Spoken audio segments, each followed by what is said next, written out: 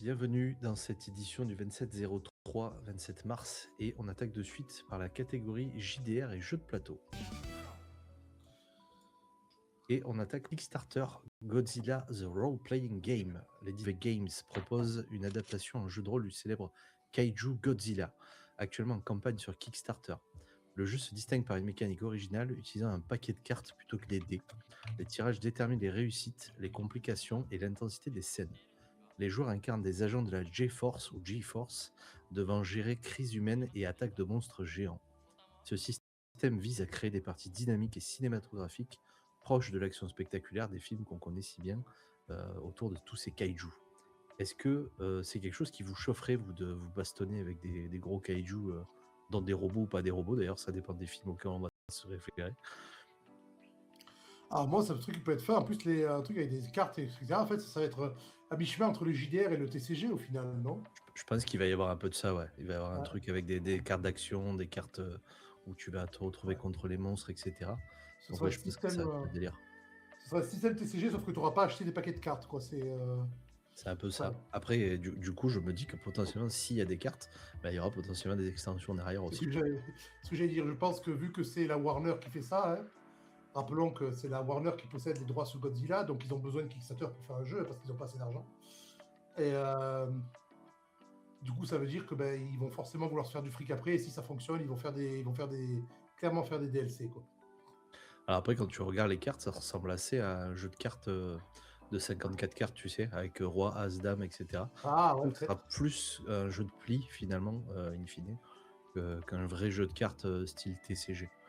D'ailleurs, j'allais dire, je suis en train de voir que la bande-annonce n'avait pas attaqué. Mais c'est bon, elle est partie. Godzilla. Mais en tout cas, la DA est assez rigolote, un peu entre le manga et j'allais dire le Marvel, le comics, en général. Ça a l'air quand même assez fun visuellement, très coloré. On aurait pu s'attendre à un truc un peu plus noir ou un peu plus violent, mais pour le coup, ça a l'air assez champêtre, on va dire. T'as vu très comics, ouais. Et là, ça fait très comique. J'aime beaucoup le graphisme en tout cas. Néon années 80. Visuellement, c'est chouette. Années 80, 90, Néon, ça fait, ouais. Ouais, c'est ça. C'est ça. J'allais dire, on est sur des designs qui sont assez proches de ce qu'on pouvait trouver dans les comics âge d'or des ça, je trouve. C'est ça. Au niveau de la palette de couleurs, tout ça, je trouve qu'on est assez proche. Donc visuellement, c'est chouette. Après, ça peut être sympa à jouer. Avoir le système. Après, j'avoue que les kaiju, c'est pas forcément ma cam perso. Faut réussir à m'embarquer dans ces trucs-là. Mais pourquoi pas se laisser tenter par une petite partie, c'est quelque chose. Ouais. Perso, pareil, c'est pas les films que je regarde le plus, c'est kaiju et tout. Mais je me dis qu'en jeu de rôle, ça peut être un truc totalement fun, en fait. Qui n'a jamais rêvé de détruire une ville, quoi. En fait, c'est ça. C'est savoir ce que tu vas faire, parce que incarner les agents, bon, si t'as pas un gros robot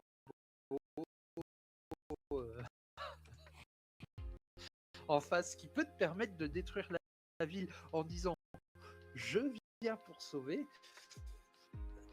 il y a un petit côté un peu moins fun. C'était des comme quand moi, il voit Godzilla, l'autre là, etc. Bon, bref, c'est. En tout cas, t'es plutôt sur des classes de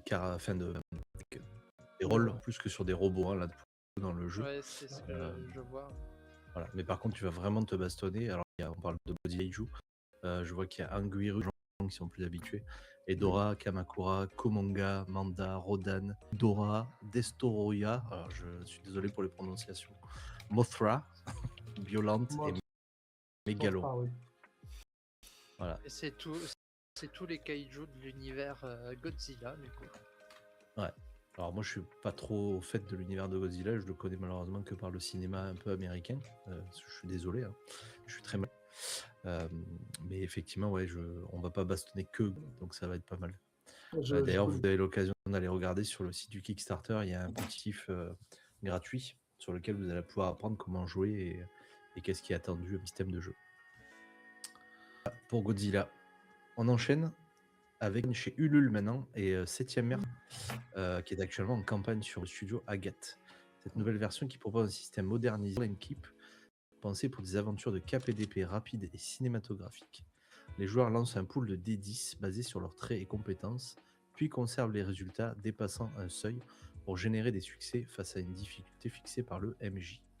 L'édition mettra aussi l'accent sur des combats plus fluides, des duels héroïques et une progression de personnages plus claire. L'objectif étant de renforcer le côté narratif et spectaculaire de l'univers de Théa tout en modernisant ses mécaniques.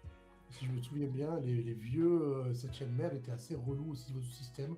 J'ai joué au premier en convention il y a 10 ans, donc je me souviens plus, ou même plus de 10 ans, donc je ne sais plus. Et c'est.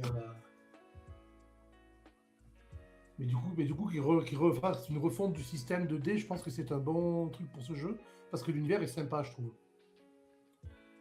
Bah, alors moi personnellement j'y ai jamais joué, c'est vrai que j'en entends parler depuis alors Des j'allais dire lustres. des années, non, des mois, parce que je connais pas mal de gens qui y jouent, et c'est vrai que l'univers m'attire assez au niveau de L'univers est cool. l'état d'esprit un peu piraterie, comment dire, film de KPDP, etc. Et en vrai ça a l'air quand même relativement fun.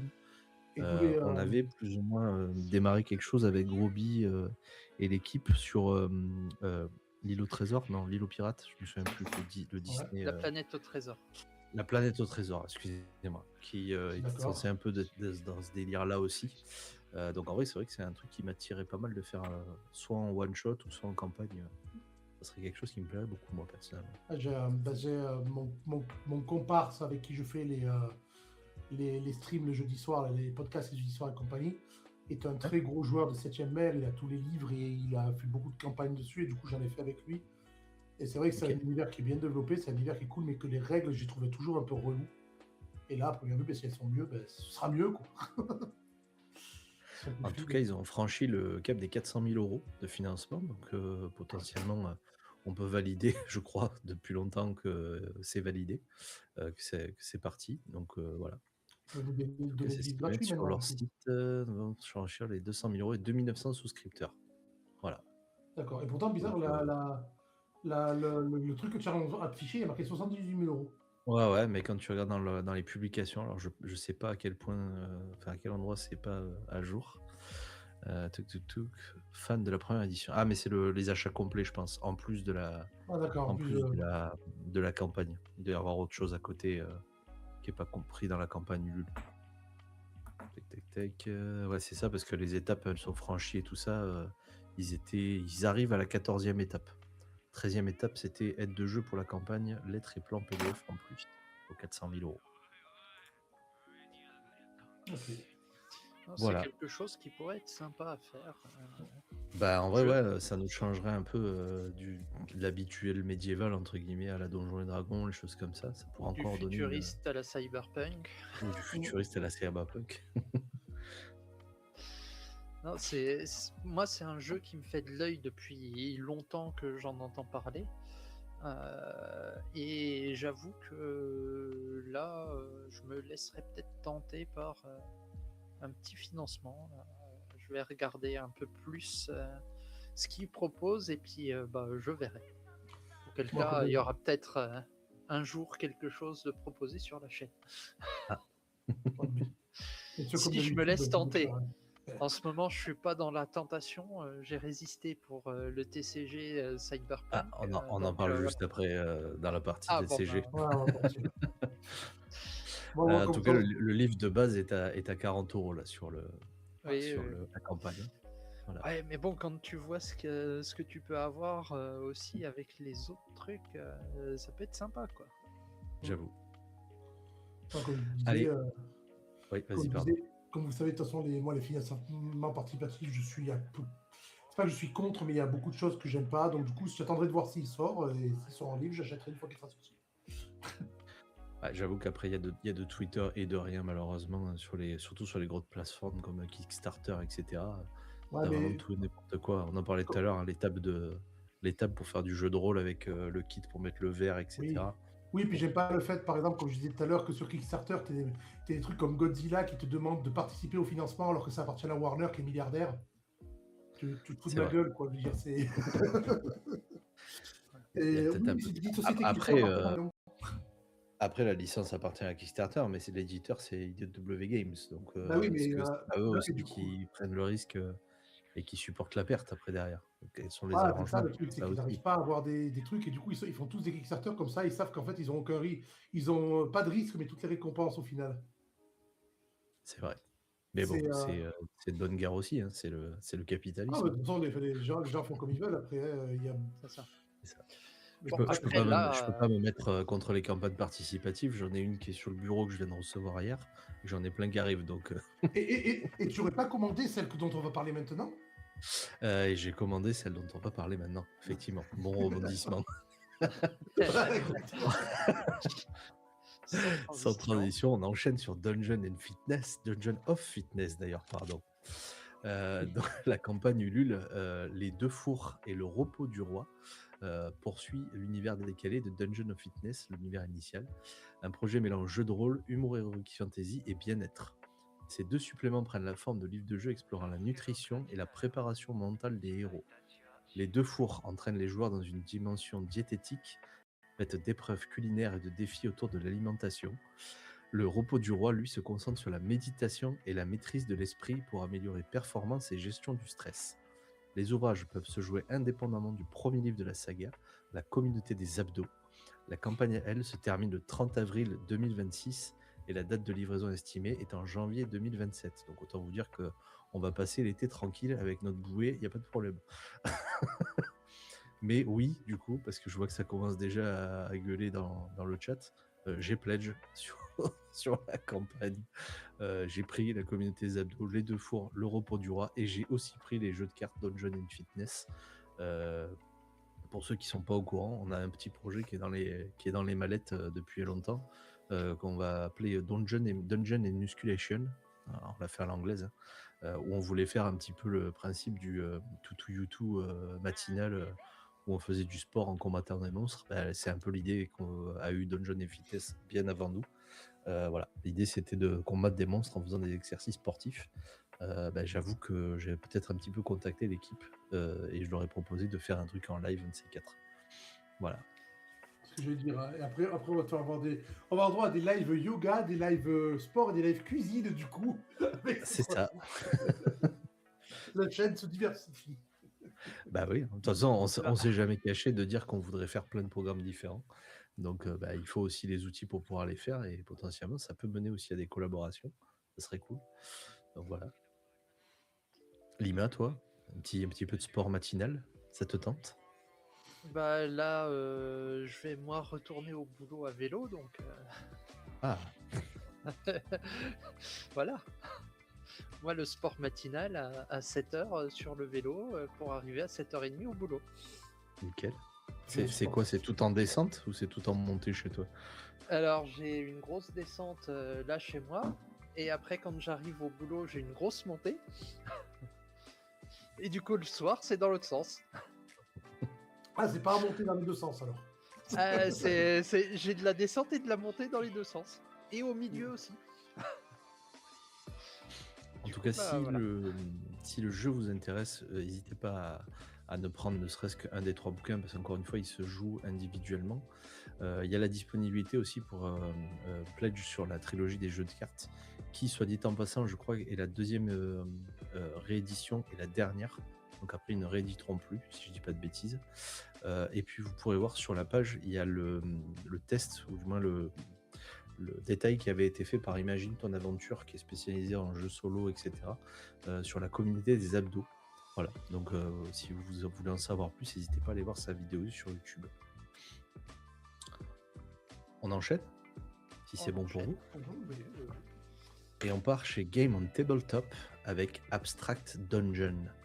Abstract Donjon. Ça s'écrit à la française, mais ça a l'air de se lire... Ah non, ça se lit Abstract Dungeon, pardon, excusez-moi, à la française. Tout à fait. C'est moi qui ai fait un mélange entre Dungeon of Fitness, qui est aussi fait par des Français, et Abstract Donjon, du coup, qui est fait aussi par des Français. Le jeu de rôle, du coup, Abstract Donjon, édité par les 12 singes, s'apprête à revenir avec une seconde édition via une campagne sur Game on Tabletop. Ce JDR médiéval fantastique se distingue par une mécanique originale. Les joueurs lancent leurs dés en début de partie et doivent gérer cette réserve tout au long de l'aventure. J'ai fait un truc Ça, comme c'est plutôt cool, je trouve, comme idée. Ouais. L'attention repose ainsi sur la gestion des ressources plutôt que sur des jets de dés successifs.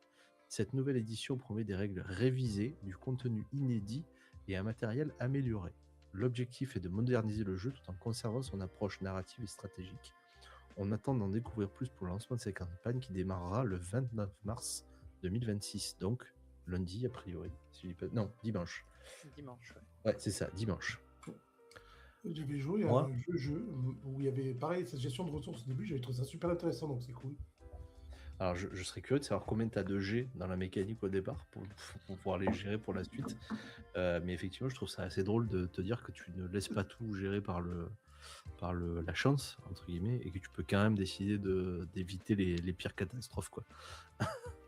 Ouais. Est-ce que tu vas balancer tous tes dés, entre guillemets, à 17, 18, 19 dès le départ, et après tu n'auras plus que des ennuis? Ou est-ce que tu vas équilibrer ta partie? Je trouve ça assez rigolo. Ah, il n'y a rien sur la page pour l'instant. Ok. Non, il sort vraiment dans 2 jours. J'ai pris l'info, mais effectivement, elle est assez pauvre, si ce n'est que c'est une réédition. Hein. Voilà, et avec une modification des systèmes de jeu, apparemment. Voilà. D'accord. Par contre, j'aime beaucoup le chat barbu, là, avec son bâton. Il est très très cool. Ouais, il a l'air bien vénère et pas content d'être là. Mais... en même temps, s'il attend là depuis et qu'il attend encore 2 jours planté là, je comprends sa tête. Non, c'est juste qu'il a fait changer. Il avait 6 GD de début, il a eu que des 1. Il a eu que des 1 ou des 2. Je dirais que des 1 tout le long parti. Voilà, bon, désolé sur cette info-là, il n'y a pas plus à dire, on en saura plus dans 2 jours, malheureusement. Le système de jeu est un peu original, du coup, c'est intéressant de savoir. Voilà, par contre, je pense que le système de jeu est vraiment cool. Pour le prochain 18-20, on en saura plus. Et oui. Exactement. Bah, d'ailleurs, on peut commencer déjà à parler du prochain 18-20. Je profite qu'on a quand même du temps devant nous parce qu'on avance vite. Sachez que le prochain 18-20, c'est le dernier qu'on fera, en tout cas, avant le prochain qui arrivera après, parce qu'on aura 2 semaines de coupure. Pour des raisons simples techniques, c'est qu'on a notre régisseur qui est en congé et qui a du congé bien mérité, qui sera avec sa famille. Donc on va pas l'embêter à faire la préparation des 18-20, etc. Moi aussi, ça va me permettre de prévoir un petit peu à l'avance les prochains invités. Je vais aller prospecter. Et puis on pourra revenir plus fort et on vous fera une belle édition en revenant au mois d'avril, fin avril, avec potentiellement 3 semaines d'infos. On verra comment on va les gérer. Mais voilà, ça me permet de vous prévenir de ça. Je voulais vous garder l'info pour la fin. Mais vu qu'on avance quand même relativement bien avec cette info-là de Abstract Dungeon, elle est très courte, ça me permet d'alimenter un petit peu notre conversation. On enchaîne et on passe à la partie TCG et Wargame.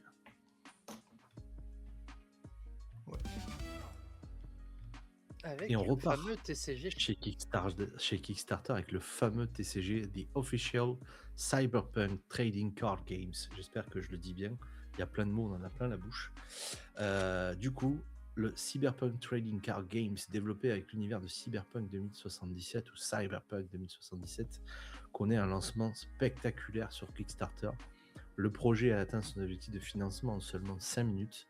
En moins de 3 jours, la campagne a dépassé les 10 millions d'euros. Aujourd'hui, on est, si je dis pas de bêtises, à, je crois, j'ai 12 106 748 euros.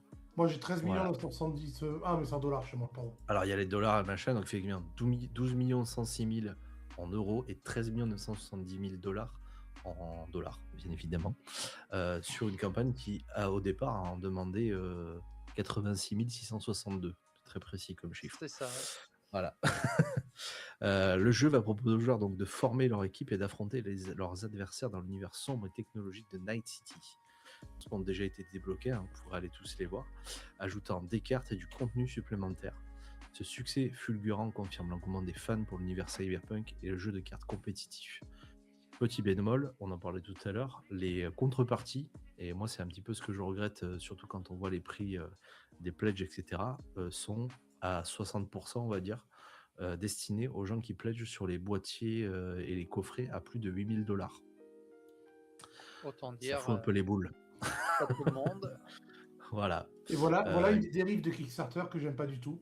Une fois de plus, Voilà. c'est un projet qui aurait très bien pu être financé par ces projets crêpes. 60 000 $, c'était rien pour à financer. Seulement, ils ont vu la capacité de niquer de l'argent à tout le monde et de vendre des trucs qui seront collector, etc.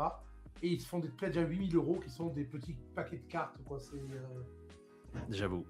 Alors après, je peux comprendre dans le sens où quand on regarde ce qu'il y a dans leur pledge, etc., les 8000 $, bon déjà pour moi ils sont surestimés. Mais pour autant, tous les extras et les récompenses qu'on a réussi à débloquer au fur et à mesure du financement, oui je dis on parce que j'ai été faible et j'ai pledge sur quelque chose, Ouais. au fur et à mesure, en fait, ils vont avoir des cartes uniques qui ne seront disponibles qu'avec ces pledges à 8000 $. Bah oui, forcément. On les retrouvera nulle part ailleurs. C'est comme ça que tu les vends, les pledges à 8 000 $. Voilà. Pour autant, je trouve que 8000 $, c'est quand même très abusif. Dans ces pledges à 8000 $, il y a quoi? Il y a donc les decks de démarrage. Je vous reprends exactement pour pas vous dire de bêtises. Hop, parce que je voudrais pas vous vendre quelque chose qui est faux. Hop. Alors il y en a un à 2799 $, au cas où vous vouliez être juste en dessous. Mais du coup, il y a 8 starter decks dedans avec 4 de chaque faction. Parce qu'il y a une partie c'est The Haste et l'autre c'est Embracing Power. Vous voyez ça un peu comme du corpo et du pas corpo, grosso modo. Il y a 54 displays à l'intérieur, ce qui représente 1944 boosters, ce qui est mesuré. 2 sets de dés avec des thèmes à chaque fois. Donc il y en a un sur Cyberpunk Edge Runner avec Rebecca, il y en a avec Lucy, etc. Il y en a un autre sur Adam Smasher, etc. Des cartes exclusives. Donc là, dans celui que j'ai, par exemple, il y a une carte de Hanako Arasaka, PNJ que vous allez faire le plus attendre dans tout le jeu jusqu'à la fin. Hein. On la connaît, la pauvre. Elle nous attend du début de la partie jusqu'à la fin. Un pack avec 100 sleeves pour les cartes, comment ça s'appelle, un tapis de jeu, une deck box, un porte-cartes, des cartes pré-gradées avec, vous savez, les numéros, savoir si c'est des très bonnes cartes, 10, etc. Sous structure plastique. Vous allez avoir des planches non découpées, des cartes en rareté iconique, donc les plus rares possibles. Et vous allez avoir une carte numérotée spécifiquement, c'est celle que je vous disais qui sera disponible nulle part ailleurs que dans ces pledges-là, potentiellement. Alors de Adam Smasher, de Rebecca, de Lucina, de David Martinez, de Jackie Wells, de Judy Alvarez ou de Panam Palmer. Voilà. Sachant que pour chacun de ces pledges, il y avait 99 coffrets. Donc c'est vraiment démesuré. Et ils sont pas tous vendus, encore heureux, ça me rassure un peu, j'ai envie de dire. Mais grosso modo, 99 bakers, 100 bakers, 100, je regarde. Ah bah si, je crois que tu as raison, maintenant ils sont tous vendus. Je viens de regarder. Ah moi, bah voilà, moi, ce qui me tue par contre, je suis désolé, je fais encore le rabat-joie, mais c'est le culot de marquer redescend dans le truc, là, remontre. Quand tu vois un de ces pledges là au début, en haut. Je sais pas, attends, je vois pas en direct en fait. Le pledge tiers. Bah, sur Discord, justement, ça a bloqué chez moi sur Discord. Ah, c'est vrai. Redescends, voilà. Redescends en tout cas 8000 $. Le fait qu'en haut à droite, voilà, tu vois, il y a marqué que déjà, attention, tu fais des économies parce que ça vaut 10 000 $. Fous-toi de ma gueule. Ah oui. Et en dessous, le express shipping pour un truc que tu dois attendre que ce soit prêt. Oui, on est d'accord. Et après, il te faut. Donc, on est d'accord que normalement, ce genre de choses, c'est justement pour les gens qui n'ont pas l'argent, ils font un projet sur ce truc-là, sur Kickstarter, qui va arriver à quelque chose, etc. Eux, ils ont déjà le partenariat avec Displate pour faire les cartes et compagnie. Ah oui, Displate, ils ont les partenaires avec les mecs qui font les sleeves. D'ailleurs, ils disaient quand ils ont fait le lancement, la société Dragon Shield, ils avaient peur de ne pas avoir la capacité de produire dans les temps le nombre Oui. de trucs qui devaient être réclamés. Et en plus, au fur et à mesure qu'on passait les paliers, il disait que en gros, on allait rajouter des designs en plus aussi sur les sleeves de cartes et sur les playmates et tout ça, qui vont se rajouter aux choses à produire derrière, quoi. Parce Donc, que les choses à c'est produire, je vraiment... rappelle, les choses à produire, c'est des morceaux de carton imprimés, découpés, plastifiés. C'est Ouais, 5 bien sûr. centimes par carte. Ouais, ouais. C'est Mais là, en termes de volume, quand tu vois qu'il y a 18 619 contributeurs avec autant oui, de voilà, pledges, c'est un volume énorme là, mais forcément. En même temps, avec 12 millions, ils peuvent monter une société complète et acheter un entrepôt pour le faire, quoi, tu vois. bah tout à fait. Bah Et là, je là, pense en qu'ils peuvent fait, carrément monter l'usine, hein. ouais. Et là, de ce que je comprends, ils sont arrivés à un moment où ils se disent, ok, ça va trop loin. Et Oui. s'ils continuent comme ça, on aura épuisé toutes nos contreparties. Bah, je sais pas où ils en sont, mais déjà, ils ont effectivement stacké sur toutes les contreparties à 8-9 000 $, ce qui me met un petit peu sur le cul. J'ai pas regardé ce qui est resté sur les autres récompenses, entre guillemets, les autres contreparties pour les trucs un peu plus faibles, mais je pense qu'à mon avis, on n'est pas loin d'avoir stacké partout. Effectivement, je pense que là, on arrive un peu au bout du bout, quoi. Je sais pas ce qu'ils vont continuer à proposer après ça. On est déjà le prochain, enfin les derniers paliers affichés, c'est ceux à 15 millions de $, hein, quand même. 15 Ouais. millions. Les 15 millions, les 15 millions, ils sont là demain, quoi. Et ils sont là demain, il reste 21 jours, hein. La campagne elle vient de démarrer, c'est le premier tiers là. Donc là, il va y avoir les payes, donc il y en a qui vont réinvestir dedans en disant je me serre un peu la ceinture, je vais acheter un pledge moi aussi. Mais voilà, ça va être... c'est une campagne de ouf, quoi. C'est une campagne qui n'a... Une fois de plus, pour moi, c'est une campagne qui n'a pas lieu d'être. Ils auraient pu juste sortir le jeu et ils seraient... Voilà, Bon, je peux pas affirmer ou infirmer. Moi, j'ai été faible, j'ai pledge.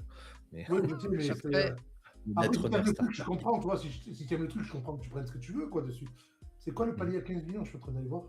14 millions? Attends, il reste encore 14 millions 500 et 15 millions comme palier. Il reste 3 paliers. Oui, non, mais il y a 3 paliers. Mais en 20 jours, ils vont les faire, je pense. C'est clairement. forcé. Non, mais déjà, les 14 millions, ils seront faits à la fin du week-end. Hein. Vu comme ça part. Là. Oh, peut-être pas à la fin du week-end. Les 14 semaine millions. Prochaine. Non, les 14 millions, tu y es à la fin du week-end. Tu as 13 971 000 $. À la fin du week-end. Au prorata, en 10 jours, ils ont fait 12 millions. Ça fait 1,2 million par jour. Ouais, ça sera juste, quoi. Oui. À la fin du week-end, les 14 millions sont atteints. Attends, il leur reste 30 000 $ à faire là pour 14 millions. C'est ça. 30 000 $, c'est rien. Oui, pardon, excusez-moi, vous parlez en dollars. Moi, oui, c'est en dollars. Excusez-moi. Le pledge en dollars, effectivement, ils y sont même. Oui, ils sont très très rapidement, on est bien d'accord. Ouais. Excusez-moi. J'étais sur les 12 millions d'euros. Là. Voilà pour Cyberpunk qui démarre quand même en hystérésis, parce que ça a été impressionnant la première soirée de financement. En 1 heure, ils avaient atteint le million, hein, de toute façon, en moins d'1 heure, je crois même. Donc, ça a été impressionnant. Cyberpunk, elle va en poupe, tout le monde a adoré le jeu, tout le monde a adoré les patchs du jeu, tout le monde a adoré l'animé qui est sorti avec. Ils ont le vent en poupe, c'est clair et net qu'ils allaient vendre un bloc. Bien sûr. Oui, et on en a parlé d'ailleurs, je crois il y a 2 ou 3 sessions, mais il y a même la série qui va sortir, alors pas Cyberpunk, mais la série, aidez-moi, du livre qui a tout balancé, qui a tout lancé d'ailleurs au niveau... Ah oui, le neuromancien. Neuromanceur. Le neuromancien. Il n'a pas tout lancé, mais donc en vrai, oui, il y a clairement... C'est un des premiers du genre, pardon, excusez-moi. Mais c'est clairement, il y a une vibe là sur le cyberpunk, même toutes les autres courants de punk, entre guillemets, avec le solarpunk et tout. Il y a un truc aussi en ce moment qui se fait dans les communautés un peu qui sont fans de ce fantastique futuriste. Le futuriste et dystopique, en fait, qui fonctionne bien. Dystopique, ouais. Ouais, mais ça va avec l'ambiance générale du monde. Hein. Oui, bien sûr. Les gens se projettent déjà dans leur futur. Et puis après, t'as les utopistes et t'as les autres, quoi. Après, allez, on enchaîne. Juste pour Kickstarter, il me tente pour une chose. Les visuels sont magnifiques. Et je me dis, quand tu as les cartes, bah à la limite, tu peux réutiliser pour illustrer quand tu fais du JDR derrière, pour illustrer tout ça. Là, tu as un super matériel pour C'est vrai que ça amener fait un bon un personnage, un truc comme ça, Mm. et qui du coup n'est pas fait avec de l'IA, quoi. C'est ça. Alors j'espère qu'on de ce découvrira pas côté-là, que oui, j'espère aussi. dans le futur il y a en fait de l'IA et que personne ne le savait. Ça serait dommage. Voilà. Bon. Ça, ce serait dommage. Mais Petite note pour ceux qui veulent vraiment pledge sur le démarrage comme moi je l'ai fait. Il y aura, je crois, sur chaque carte un petit B qui ressemble au B de bêta entre guillemets, un peu dans une version cyberpunk qui dira que vos cartes c'est les premières qui sont sorties. Voilà. Petit plus sur ce premier pledge de cartes. Pour le futur, il n'y aura plus ce petit B, donc c'est là où il y aura la rareté de ce pack. Voilà. Je rappelle aussi que là, ça représente quand même 20-30 millions de cartes qui auront ce B. Donc au final, ce sera la majorité même après, je pense. On est bien d'accord que, voilà, sauf si vous voulez défoncer toutes les 20-30 millions de cartes dans le monde, sinon elles vont inonder le marché. Et je suis pas sûr qu'on en revende, enfin qu'ils en revendent autant par la suite, quoi. Ouais. c'est clair. Allez, Bon. on enchaîne avec le Royaume du TCG 2026 qui se tiendra le 4 et 5 avril 2026 au Parc des Expositions de Paris, Nord-Villepinte. Ah, bah, il y avait déjà Cet pas eu de événement fois. qui sera dédié aux jeux de cartes à collectionner qui réunira joueurs, collectionneurs et curieux autour des tournois, conférences et animations. Au programme, compétition sur des licences populaires bien évidemment comme Pokémon Trading Card Game, Yu-Gi-Oh! Trading Card Game ou Disney Lorcana.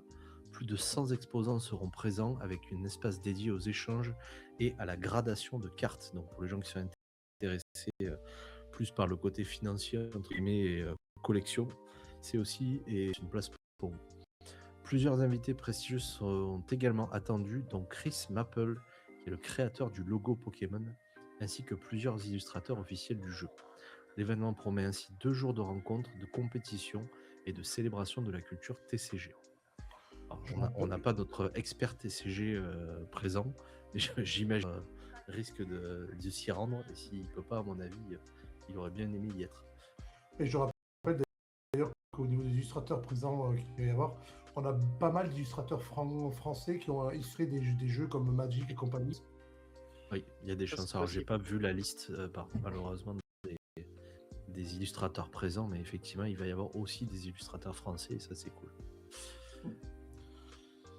Et ça, c'est vrai que c'est un truc. Ah, par contre, on a parlé de Disney Lorcana. Lorcana a vraiment explosé au niveau des ventes. Hein. Je discutais avec un magasin de jeux de rôle, jeux de cartes et compagnie qui est à Bourgoin-Jallieu. Et le mec me disait, mais maintenant, avant c'était Magic qui était le leader des cartes et Pokémon. Il fait Lorcana est sorti, Lorcana a explosé. Maintenant, le mec, il a quasiment que du Lorcana en vitrine. Je pense que tu as le symptôme PlayStation, Xbox, Nintendo. Mais c'est le grand frère qui jouait au Magic, ou qui joue au Magic. Tu as le petit frère qui joue à l'Orcana, entre guillemets. Et puis tu as le tout petit à qui on va faire jouer Pokémon parce que c'est moins violent visuellement ou parce que Disney c'est trop fille, entre guillemets. Et puis voilà, tu as ce symptôme un petit peu de ça passe la main, quoi.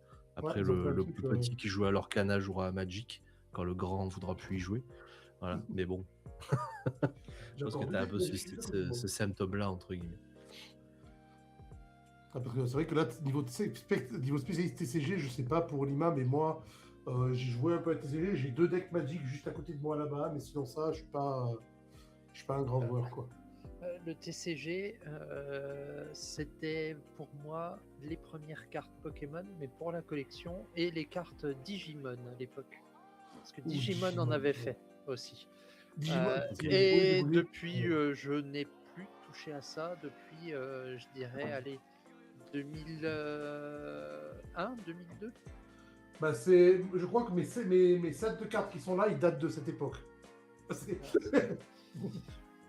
Le TCG, moi j'en suis, mais à des années-lumière, malheureusement. Alors j'avoue que moi j'y ai rejoué lors du week-end de Octogone avec Bender, avec Igneros et tout ça.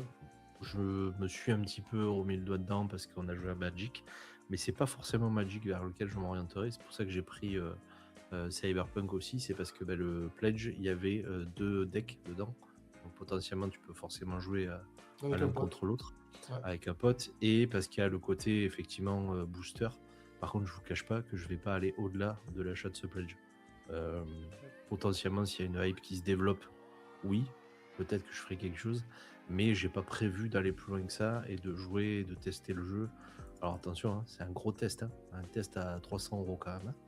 Donc c'est pas un petit test, Ah, t'as c'est pris, un un, kiff t'as pris un parce gros que du pledge, ouais. Cyberpunk.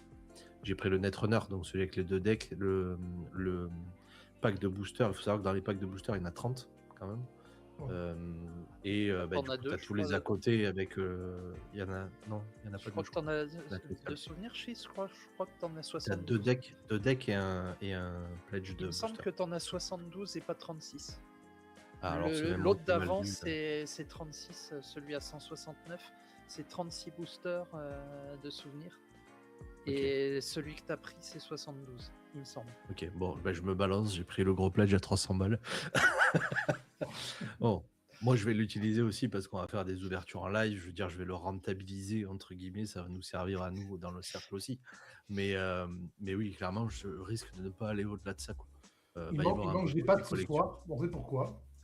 Ce soir, je pense que maintenant qu'elle est au courant, je ne mange pas. Et Carrément. pour répondre à Powi, oui, Papy Lima, je suis vieux, je sais. Je crois qu'on est 3 vieux là, ou 2 vieux au moins. Ouais, moi j'ai plus de 30 ans. J'ai la quarantaine qui arrive très prochainement. donc, Voilà. voilà. Vous êtes 2 bébés, j'ai 42 ans. Hein. Ouais, bon, ça va. Ça J'ai va, la réponse, c'est tout. ça va. Passons vite, je crois qu'on est un peu en retard. Non, on est bien, et comme il n'y a pas l'invité de la fin, de toute façon, ça permet aussi de discuter un poil plus. Mais je vais quand même enchaîner avec une actu que j'aurais dû servir parce qu'on devait avoir Kyle normalement qui devait être là de Station Ludique. C'est une actu Star Wars avec une news qui tombe pour la Adepticon 2026. Le Wargame Star Wars Légion qui s'apprête à dévoiler d'importantes nouveautés lors de Adepticon, une version full scale War. Alors je pense qu'il aurait plus vous en parler que moi. Qui permettra de déployer des armées de 2000 points pour des batailles épiques sur la table. Des nouvelles unités et sous-factions devraient également enrichir le jeu, offrant plus de stratégie et de diversité tactique. Les fans pourront tester ces nouveautés en avant-première et découvrir les prochaines sorties prévues pour 2026, comme des clones commando et des droïdes et caisses.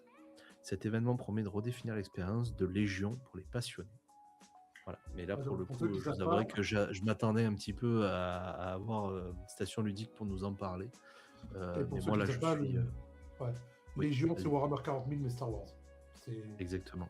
C'est ça. Après, je pensais sincèrement, ça fait un moment que je me suis plus intéressé à Star Wars Légion. Et je pensais que c'était entre guillemets un peu mort avec pareil.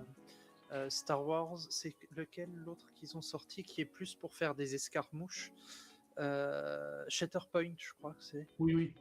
Ouais, je vois je me rappelle plus du nom, mais je vois ce que tu veux dire. Ouais.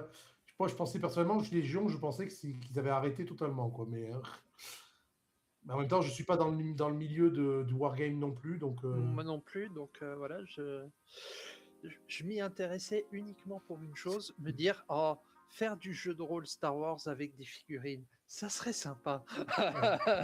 C'est C'est rigolo parce juste que pour ça que je m'intéressais à ça, pas du tout pour le côté wargame. là, on est dans la partie où tes deux invités ne connaissent rien à cette partie-là, parce que TCG Wargame, à première vue, c'est pas notre. Eh ben, ça tombe bien, dans l'accordéon de toutes les informations, on va pouvoir passer à la partie jeux vidéo. Ah, là, on s'y connaît un peu mieux. Enfin, je m'y connais un peu mieux. Je sais pas, c'est quoi un jeu vidéo? Allez, on va parler des salons et du salon Gone Games. Vendredi dernier, du coup, la Foire de Lyon a accueilli le retour de Gone en lumière l'écosystème du jeu vidéo lyonnais. La région, seule en France à produire tous les genres vidéoludiques, a présenté ses studios et créations locales, de l'indé au AAA. Les visiteurs ont pu découvrir des démos, rencontrer des développeurs et participer à des animations interactives. L'événement a souligné le rôle de Lyon comme berceau du marché du jeu vidéo, tout en valorisant la créativité et l'innovation de ses talents locaux. Attention, on sait bien qu'il y a des studios de jeux vidéo un peu partout en France. Je ne dis pas que Lyon est le seul, hein. On est bien d'accord. Je dis que par contre, pour le coup, le bassin de Lyon est très développé en termes de création de jeux vidéo. Effectivement. Ouais, alors, c'est rigolo parce que j'habite à côté de Lyon, mais j'avais jamais entendu parler. Ben, c'est un truc qui est un peu fondu avec la foire de Lyon. Alors je pense que c'est un petit peu ça qui est dommage.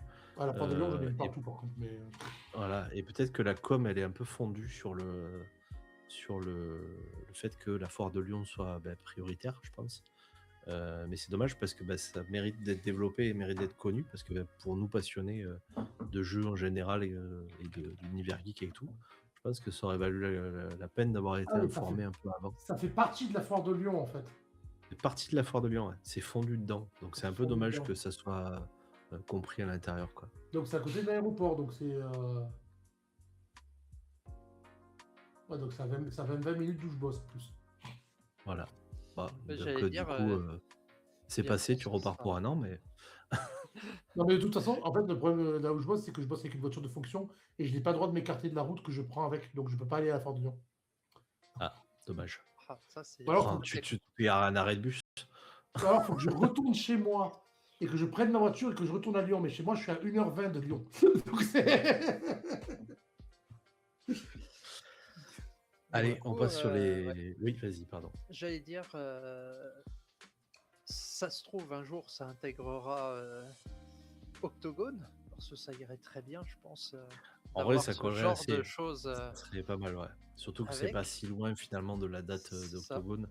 Ouais. À voir comment ça va se goupiller au niveau de la halle à Eurexpo. Mais si potentiellement ça prend une place raisonnable, ça serait quand même bien qu'ils arrivent à fusionner les deux, quoi. Ça serait, je trouve, beaucoup plus proche les deux univers, entre guillemets. En termes du divers, ouais. Voilà, ça rapporterait beaucoup plus de monde pour ça aussi. Et je pense du coup qu'il y a dû y avoir les devs chez WannaDev, là, de notre petit jeu qu'on aime bien, à savoir Spaces Unknown. Yes. Donc j'espère qu'il y a plein de gens qui ont découvert et qui l'ont acheté à la suite. Je saurais pas dire quel est son. Comment ça s'appelle, son évolution dans le monde du jeu. Je sais que ça marche, mais je sais pas dire si ça a l'impact et la reconnaissance qu'il mérite. Parce que vraiment, pour le coup, nous, on y a joué depuis le début. C'est vrai que c'est un truc qui nous tient pas mal en termes de jeu. Il y a pas mal de mises à jour. Ils ont intégré une carte, une partie de la map en plus. Il y a des promesses potentiellement d'avoir des nouvelles maps, pas que dans le vaisseau dans lequel on peut monter. Je crois qu'il y avait pas un mode de jeu en plus ou des difficultés en plus, quelque chose comme ça. Là prochainement, il doit y avoir. Je pense que ça va tomber de là très prochainement. Il y a une nouvelle espèce qui doit sortir. Ok. À l'été, il y a une nouvelle carte et effectivement après ils vont rajouter des petites choses à droite à gauche en fonction des souhaits de la communauté, quoi. Bien sûr. Dont un des premiers trucs, le proximity chat, qui serait quand même relativement cool. Qui sera, je pense, très très cool. J'ai jamais joué, je connais pas le jeu, donc je peux pas vous dire. Bah pourtant on y a joué quelques fois nous sur la chaîne. Ouais. Et d'ailleurs, il faudra qu'on s'en refasse. Je suis jamais sur Twitch dernièrement. Ah. Bon. Même ma chaîne, moi, je fais 2 streams par semaine maximum, donc. On enchaîne sur avril 2026, qui du coup s'annonce quand même pas mal riche pour les joueurs, avec plusieurs titres très attendus sur PC et console. Et on démarre par les titres attendus, ou le titre attendu sur la PS5, avec le RPG spatial Starfield, qui sortira sur la PlayStation 5 le 7 avril 2026, offrant aux joueurs PlayStation l'accès à l'univers galactique de Bethesda. Cette version inclut la mise à jour gratuite Freelance pour enrichir l'exploration et le voyage planétaire. Le DLC narratif Terran Armada, je ne sais pas comment on le dit dans le jeu, proposera une nouvelle campagne centrée sur des batailles épiques et des ennemis robotiques. Optimisé pour le DualSense et la PS5, le jeu promet une expérience fluide et immersive. C'est l'occasion pour les fans de vivre l'aventure complète avec toutes ces nouveautés. C'est toujours marrant quand tu vois un jeu de Todd Howard où les premiers mots qu'ils utilisent pour le définir, c'est optimisé et fluide. Étonnamment. Là, au bout de quoi, 2-3 ans, ça fait combien de temps qu'il il est sorti en 2020. 2023. Ouais, donc même bien 3 ans. S'il n'est pas optimisé, quand même, c'est dommage. Il l'est pas. Mais moi j'y joue et il est optimisé chez moi. Ah non, il est J'ai fluide. aucun Ah non, bug. je dis pas qu'il est fluide, mais après, c'est glitch et compagnie. Si tu veux faire un truc, j'ai un pote qui joue de temps en temps, il nous stream ça sur Discord. Genre, tu vas sur le mur, tu sautes en diagonale, tu te retrouves à travers le mur, tu passes de l'autre côté, tu es sous le décor. Enfin bref, c'est Ah, glitch. c'est des trucs qui moi ne m'ont jamais arrivé. Et pourtant, des fois, j'ai fait des sessions de 8 heures dessus. Je 8 crois heures que sur d'affilée Skyrim, dessus. Voilà. sur Skyrim, le glitch où tu sautais par-dessus la muraille pour passer sous la map, pour aller dans le coffre, pour faire le glitch, pour récupérer de la thune, il me Mais semble toujours qu'il a pas toujours fixé. pas été corrigé. Non, mais sur Skyrim, il faut savoir un truc, c'est qu'il y a même une quête que tu ne peux pas faire. Parce Oui. qu'il y a une quête où tu dois récupérer un truc dans une maison. Mais en fait, le moment où tu arrives à la maison, c'est le moment où elle se fait détruire dans une quête. Et du coup, tu ne peux pas aller récupérer le truc à l'intérieur. Et le seul moyen de finir cette quête, c'est soit tu te TP à l'intérieur de la maison, dans l'intérieur de la maison, soit c'est tu installes le patch non officiel de Skyrim qui règle tous les bugs de quête.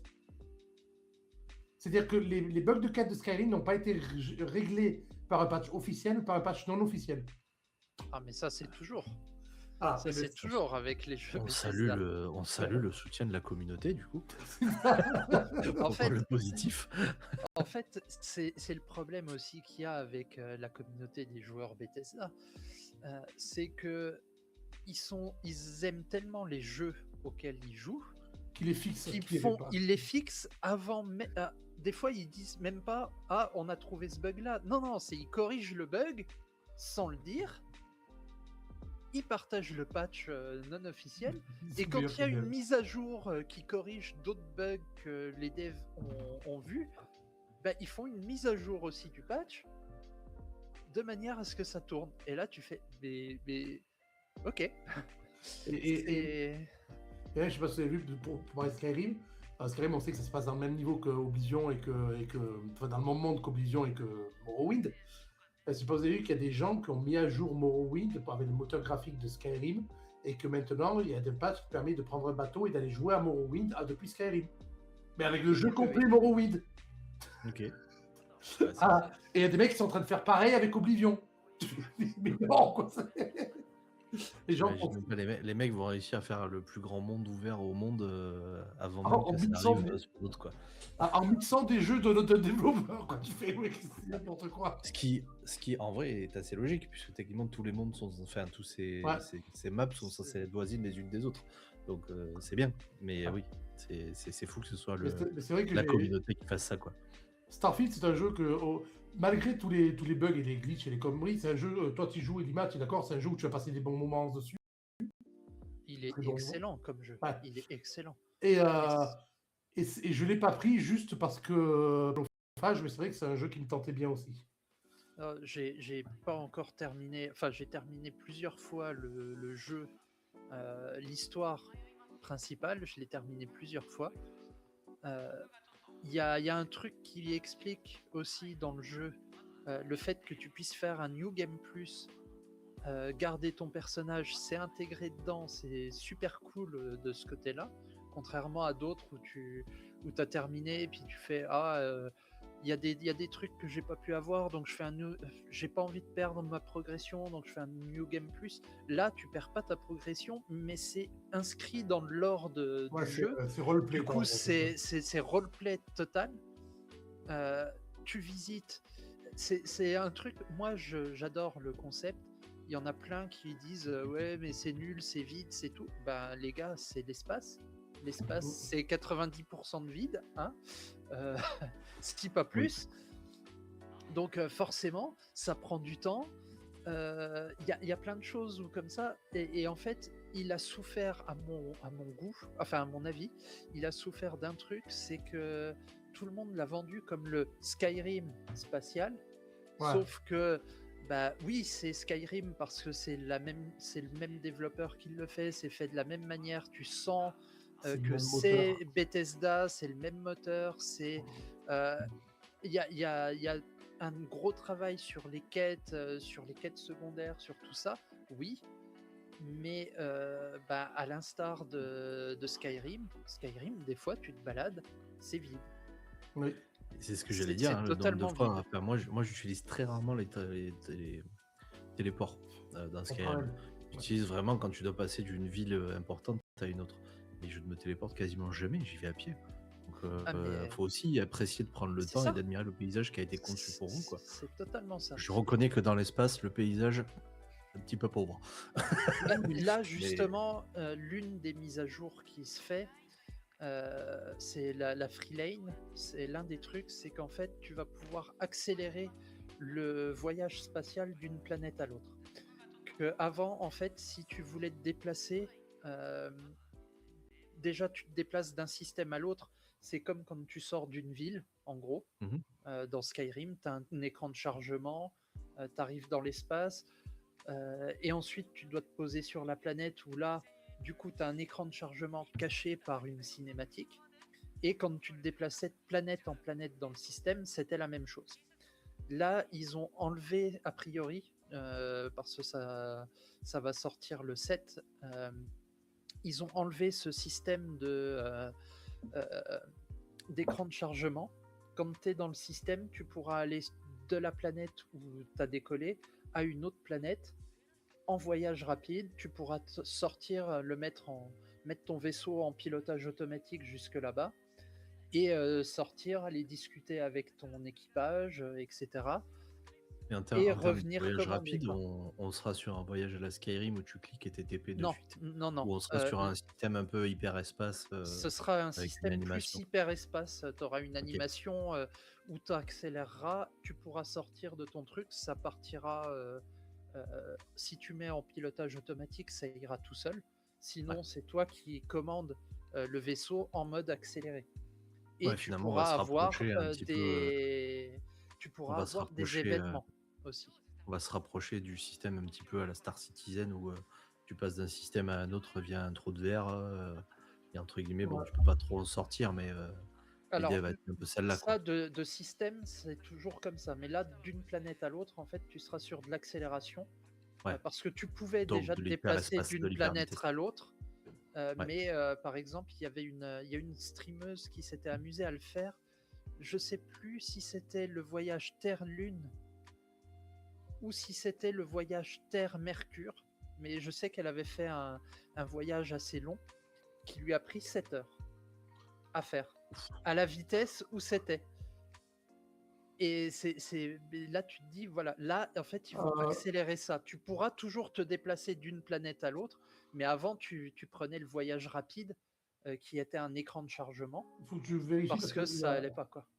La différence entre le voyage Terre-Lune et le voyage Terre-Mercure, elle est quand même entre Je sais plus laquelle de 140 millions de kilomètres. Donc, oui, je sais plus laquelle des 100 deux. millions, pardon. Mais il y a eu elle s'était amusée en fait à dire, mais en fait si on peut se déplacer, mais ça nous prend beaucoup de temps.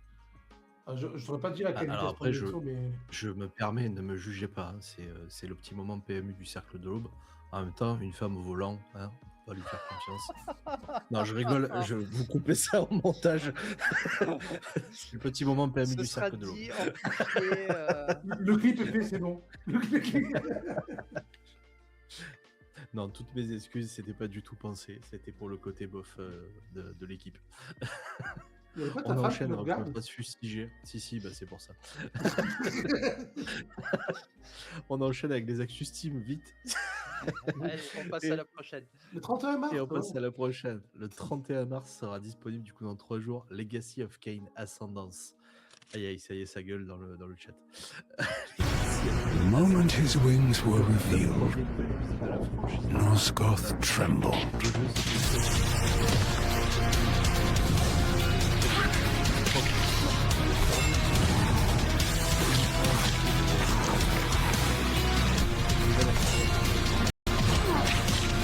Brave Victor!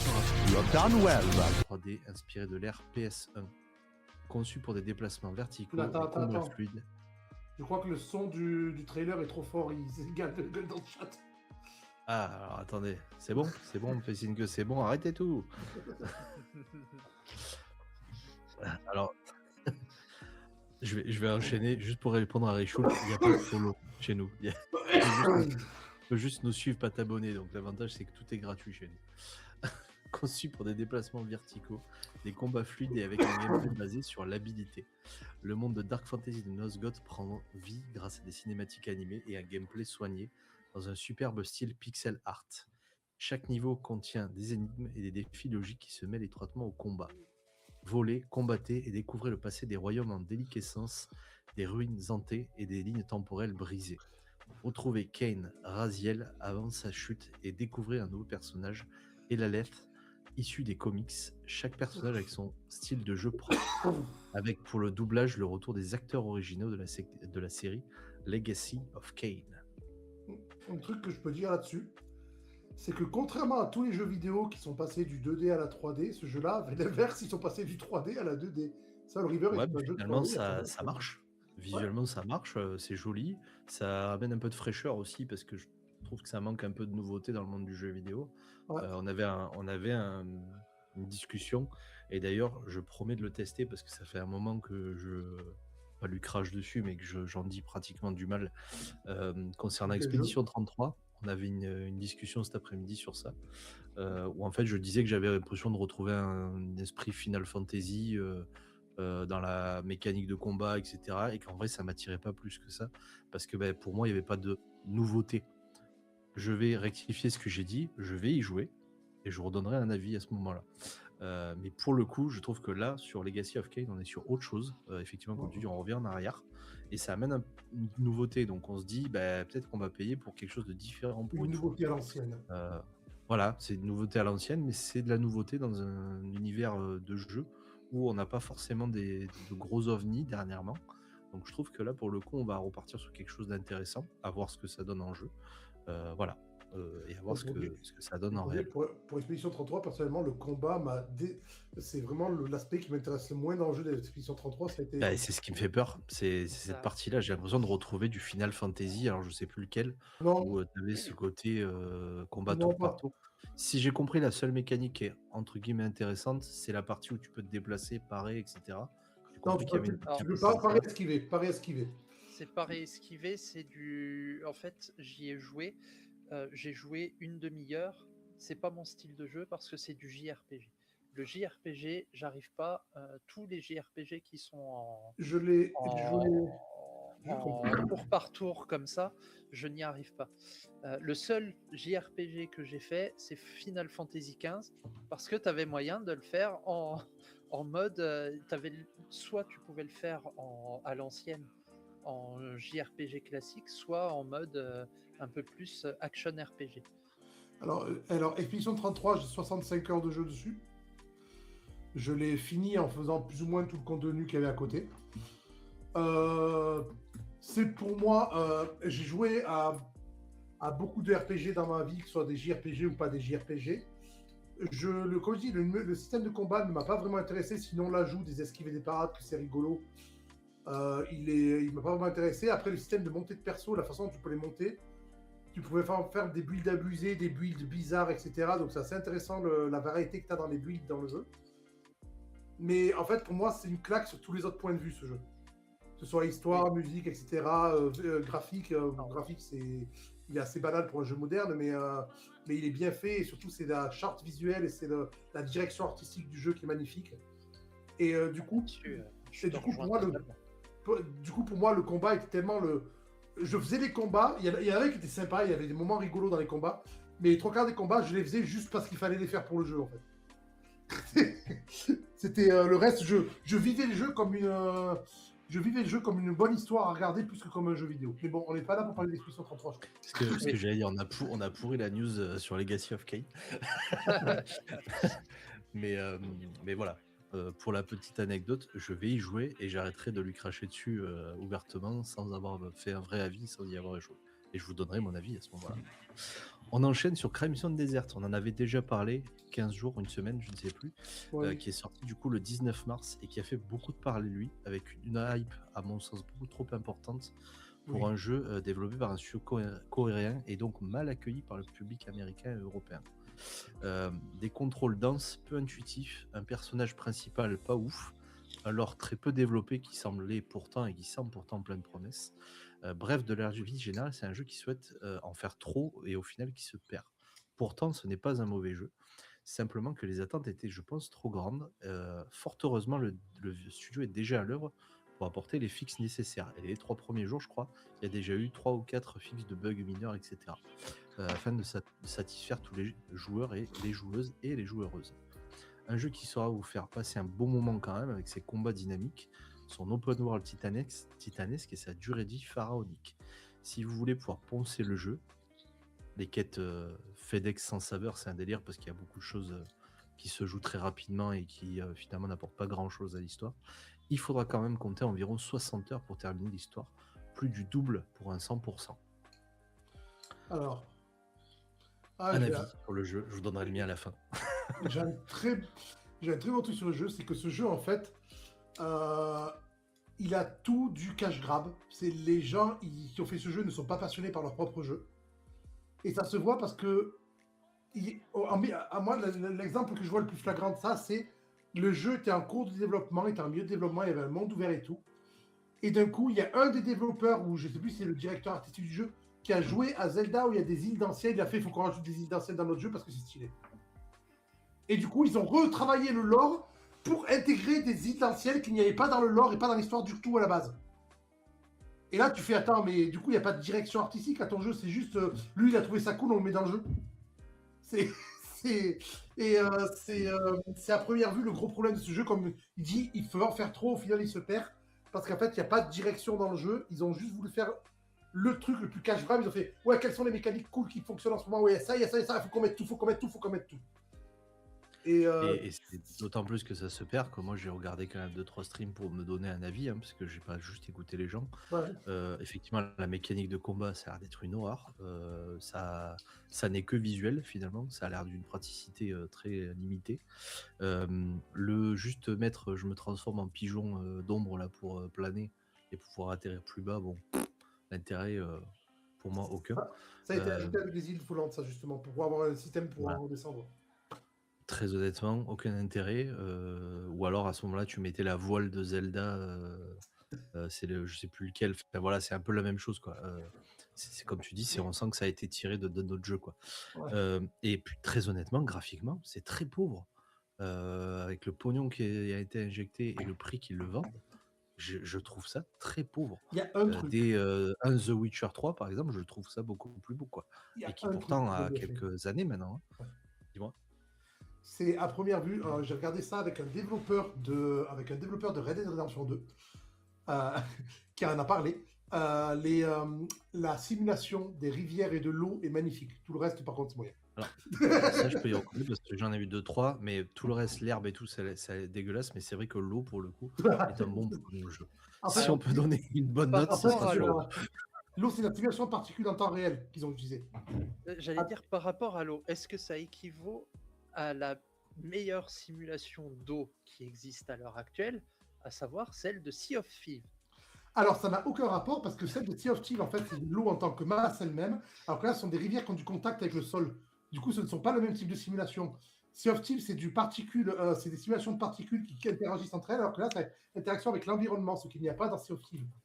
Mais par contre, la simulation de particules en elle-même dans Sea of Thieves est plus poussée, sans avoir une interaction avec l'environnement, parce que dès qu'il y a une ligne, en fait, ça repasse en truc préprogrammé.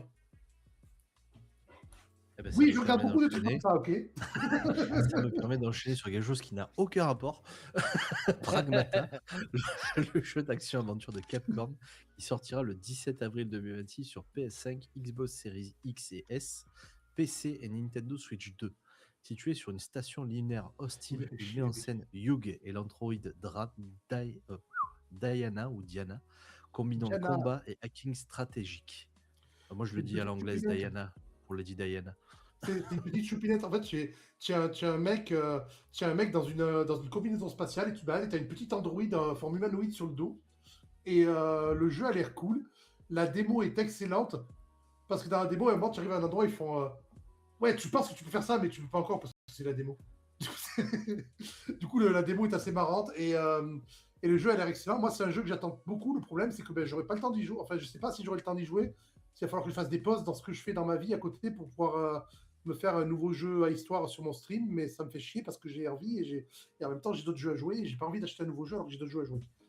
mais j'ai envie de Par l'acheter. contre, c'est moi où il y a une vibe un peu Death Stranding. Alors, Ouais. moi, j'ai eu, quand j'ai vu les premières images de Pragmata, quand ils en ont parlé, j'ai cru que c'était au départ un Resident Evil, parce que j'avais pas vu l'armure, avec juste Ouais. le personnage féminin. Ouais, la Et petite, là. après, avec l'armure, je me suis dit, ils ont fait un mix entre Resident Evil et Death Stranding au niveau, Ouais, c'est chelou. Ouais. visuel, quoi. On est d'accord qu'il y a quelque chose. Hein. Enfin, il y a Ouais, de ouais, il y a- l'esprit, je pense, pas C'est... caché. Alors, faut savoir que Mais c'est un du game. coup, voilà, je me disais, je suis le seul à penser ça, bah finalement non. Non, c'est ça. Puis surtout, je crois que c'est le même genre de moteur graphique, donc forcément, c'est un style qui se. Bah, de toute façon, tout va se faire sur Unreal Engine 5 maintenant. Hein. Faut plus trop se leurrer. Ils vont tous prendre les mêmes outils. Hein. Mais ouais, je trouve que l'inspiration, elle est quand même fortement tirée de Death Stranding, quoi. Hop. Après, Capcom, c'était pas... Ah non, c'était Non, Konami. voilà, non, il est pas J'allais dire. sur Unreal Engine du tout, parce que c'est Capcom, ils ont leur propre moteur, ils ont Re-Engine. Re-Engine, ok. Ils ont Re-Engine. C'est le même moteur Bah, que les celui, nouveaux Resident Evil. C'est ça, ouais, c'est celui de Resident Evil. Ok. Bon, C'est, après, le jeu a l'air beau. Hein. Enfin, visuellement, ça Ah a l'air oui, quand même mais de. Visuellement, il claque. Hein. Je n'ai Ouais, pas puis vu il a de l'air fun, tu parles de- gameplay. J'aime Ouais, il a l'air l'idée. fun, mais j'ai pas vu de gameplay, mais les phases de combat, pour autant que là, elles soient filmées, j'espère qu'elles seront aussi actives, parce Oui, que elles pour sont. le coup, elles sont quand même hyper nerveuses. Le Deluxe Edition Pack là, a l'air quand même un peu sympa. J'espère qu'ils vont pas nous vendre ça à 100 balles encore. Bon, le Early Bird bonus avec la outfit supplémentaire, pourquoi pas. On peut pas le à précommander voir. déjà. Le Il y a peut-être Deluxe, des jeux de la préco. Ouais. la Deluxe Edition Pack, elle est à 69,99. Ouais, 10 € de plus. 10 € de plus. Ce qui en vrai est raisonnable, je trouve, pour une Deluxe Ouais. Edition. Oula, Mais j'arrive je plus à pense- dire Deluxe. Je pense que je vais le garder, je pense que je vais le garder pour l'année prochaine quand il sera à 30 € le jeu. J'allais dire, moi j'attendrai la baisse parce que c'est pas forcément un jeu auquel je vais jouer 100 000 ans non plus. Mais honnêtement, c'est un jeu qui m'attire pas mal, quoi. Visuellement, au beaucoup, niveau du ouais. gameplay et tout, si c'est vénère comme ça a l'air de l'être, ça peut donner, quoi. Moi, il m'attire beaucoup parce que c'est quand j'ai vu l'histoire, le pitch, le machin, et le gameplay et tout, et l'ambiance spatiale futuriste, machin, j'avais envie d'un jeu comme ça dernièrement, et du coup, il m'attire beaucoup. Donc, du coup, voilà. Ok, on enchaîne On avec enchaîne. Tides of Tomorrow, développé par Digix Art, qui sortira le 22 avril 2026 sur PS5, Xbox Series X et S et PC. Ouais, Le jeu Lotti. propose une expérience narrative unique où les décisions des joueurs influencent l'histoire via un système asynchrone. Les joueurs explorent une planète océanique ravagée et gèrent leur Tide Walker au fil des choix et rencontres. Une démo est déjà disponible sur Steam pour découvrir le gameplay de l'univers.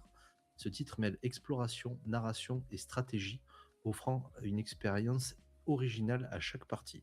Alors je disais tout à l'heure que j'enchaînais avec Pragmata en disant je vous fais un truc qui n'a rien à voir. J'aurais pu enchaîner sur Tides of Tomorrow, mais comme la régie, on a un board, bah, sachez que j'aurais pu enchaîner sur ça, mais non, je n'ai pas pu. Du coup, j'ai fait un saut. Maintenant, on peut parler de flotte. Alors, Tides of Tomorrow est un jeu que j'attends aussi, mais le problème que j'ai, c'est que tous les jeux au monde où ils te disent oui, toutes les des directions, toutes les décisions influent, machin truc et tout, au final, ça influe juste le moyen d'aller au même endroit. Oui. Donc, Je suis assez d'accord. donc j'aimerais savoir comment ils vont gérer ça, et du coup, je voulais le tester, mais à première vue, les joueurs, j'ai pas compris s'il était. Attends, je vais vérifier ça tout de suite. Ah, il est solo, voilà. Il est solo. Ah, il est solo. C'est un Oui, petit oui, peu ce c'est que un je jeu vais lui solo. reprocher dans ce que j'ai vu, parce que ça me rappelle assez un film pour les plus jeunes d'entre nous, entre guillemets, pour les plus vieux, Waterworld. Oui, j'y ai Oui. pensé. J'y ai pensé. Dans le design, dans les espèces de cités sur l'eau et tout. Moi qui est un film que j'adore, que honnêtement maintenant que je suis en train d'en parler, je suis en train de me dire que je vais le revoir. C'est vraiment un film que je trouve très beau. Il est très kitsch, mais il est cool. Il est kitsch, mais honnêtement dans sa conception, le catamaran avec les 2-3 technologies bricolées dessus et tout. Tu connais l'histoire du catamaran d'ailleurs? Alors je me rappelle plus parce que ça fait longtemps que je l'ai En pas fait, vu. Vas-y. c'est un vrai catamaran de course qui avait été commandé. C'est un truc à 20 millions qui a été commandé. Et le mec, quand il a livré, il a regardé en direct les mecs le détruire pour le rendre post-apocalyptique. Oh, putain. Et là, il disait mais je vous ai pas un vrai catamaran de course. T'es en panique, Mais- le pauvre. Du coup, moi j'allais dire, visuellement, j'allais dire ça me fait penser à Borderlands, mais Oui, dans l'univers de Waterworld. En fait, Aussi, c'est c'est pas au vrai. niveau des couleurs. C'est surtout Après- les couleurs. Après, c'est les couleurs, le côté un peu cel shading qui fait très Borderlands, et aussi c'est THQ nordique, quoi. Ouais, Oui. ça reste HQ, ouais. Voilà. Toi-même Q. En tout cas, moi, il me plaît beaucoup visuellement. Ouais. L'univers, l'idée de cet univers me plaît assez. D'ailleurs, c'est pareil, un truc un peu à la Waterworld, ça serait peut-être un truc à jouer en jeu de rôle, ça serait assez marrant, je trouve. Après, faut bien l'amener parce que c'est comme à l'espace, hein. Une fois que tu es en mer pendant des jours et des jours, ça risque d'être long, quoi. Après, ça fait chier parce que c'est encore des jeux que j'aurais pas le temps de jouer cette année, quoi. Puis, Par au moins, tu contre, attendras je qu'ils suis en descendent un train peu de près. regarder par rapport au jeu, parce que c'est les créateurs de Road 96. Road 96, je ne connais pas. C'est pareil, en fait, c'est design, c'est assez cel shading, et que j'ai sur une liste depuis longtemps que je dois faire. Je l'ai toujours pas fait, donc je ne pourrais pas en dire plus. Putain, ben voilà. je suis des chats. Eh bien, on enchaîne du coup sur les infos et les sorties chez Switch et donc chez Nintendo avec Tomodachi Life Living the Dream qui sortira le 16 avril 2026 sur Nintendo Switch, permettant aux joueurs de créer des Mii personnalisés et de suivre leur vie sur une île interactive. Le jeu met l'accent sur la personnalisation, les relations entre personnages et les situations humoristiques. Les joueurs pourront former des amitiés, des romances et vivre des événements surprenants. Cette version conserve l'humour décalé de la série tout en offrant plus de liberté créative. La démo est déjà dispo, pour info, sur la Switch. Moi, c'est pas le genre de jeu auquel j'ai l'habitude de jouer, donc je vous avouerai que celui-là, je risque de ne pas le tester. Moi, j'avais joué au premier. Ok. C'était bizarre, mais étrangement fait. Donc je Ok. pense que je me l'achèterai, pas tout de suite, mais je me l'achèterai un jour. Alors, j'ai qu'un PC, j'ai pas de console, donc ça fait. La dernière console que j'ai eue, c'était la PlayStation 1. Donc, Ok. en fait, j'ai une PS4 en bas, mais elle me sert uniquement à regarder des films. J'ai jamais joué à un seul jeu dessus. Effectivement. Donc du coup, je ne connais pas. Je connais les Mi parce que je connais le principe, mais je sais pas du tout. Sinon, ça, je connais rien. Ah bah, ce qui clôt le débat sur Tomodachi Life. On va enchaîner et Lima, si ça te gêne pas, je vais te laisser prendre la prochaine information. Prochaine information, donc Sur on est Invincible. sur Invincible. Hop là. Le jeu de combat donc Invincible qui doit sortir donc le 30 avril 2026 avec un personnage 100% inédit. Donc, je pense que vous connaissez tous Invincible maintenant. La série, le comics série télé. C'est ça, le comics à la base qui est devenu un animé qui est très violent. Ouais, mais le comics mais c'est c'est ouais, c'est le comics, c'est de base très violent, mais c'est une satire une satire des mondes de super-héros, donc ça va très très bien avec ça, et en même temps une satire un peu de notre monde. Et c'est vrai que c'est un jeu qui, pour les amateurs de jeux de combat, sera intéressant pour venir en successeur à des... c'était comment l'univers DC, je sais plus maintenant. Je ne l'ai plus. Marvel Mais versus tous DC, les- vous avez ça, là Non, je pensais pas Marvel versus DC ou Capcom versus DC. C'était, ils avaient fait Injustice. Voilà. Ah, ok. Ils ont fait 2 jeux de combat avec les super-héros de chez DC qui ont très bien marché. Enfin, le premier avait bien marché. Le deuxième, a priori, avait pas mal marché aussi, mais t'arrivais à un certain essoufflement parce que voilà, tu retrouvais le truc. Mais il y avait une histoire. Là, du coup, tu vas être sur un jeu de combat classique. De ce que je comprends, en tout cas, ça va être plutôt ça. Mais quand on voit, du coup, la version collector est quand même sympa, quoi. De toute façon, on va se retrouver un petit peu dans ce qui se fait d'habitude avec Marvel ça. versus DC, Capcom, etc. C'est Ça ça. va être un peu le même délire où tu retrouveras toute une vague de héros et de personnages que tu pourras débloquer au fur et à mesure, je pense. Avec peut-être même des croisements d'univers s'ils mettent peut-être des easter eggs, des choses comme ça. Mais oui, je pense que on repart sur des choses qu'on connaît déjà. En tout cas, Dans c'est tous juste les... un reprend de notre marque qu'on a C'est ça. remis au bout du jour, quoi. C'est ça. Après, ça peut être sympa, quoi. Et à voir aussi s'il y a un mode campagne, ce genre de choses. Parce que moi, je sais que c'est toujours sur les jeux de combat. Je suis pas un amateur de multijoueur sur les jeux de combat. Pour ça me saoulerait. Mais par contre, j'aime bien toujours faire le mode campagne quand il y en a un. C'est toujours cool. Ça te permet des fois de revivre l'histoire autrement.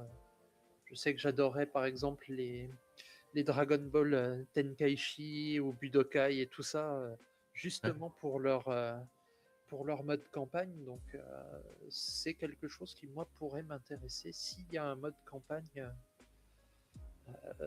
au truc et que c'est pas juste du versus. Ok.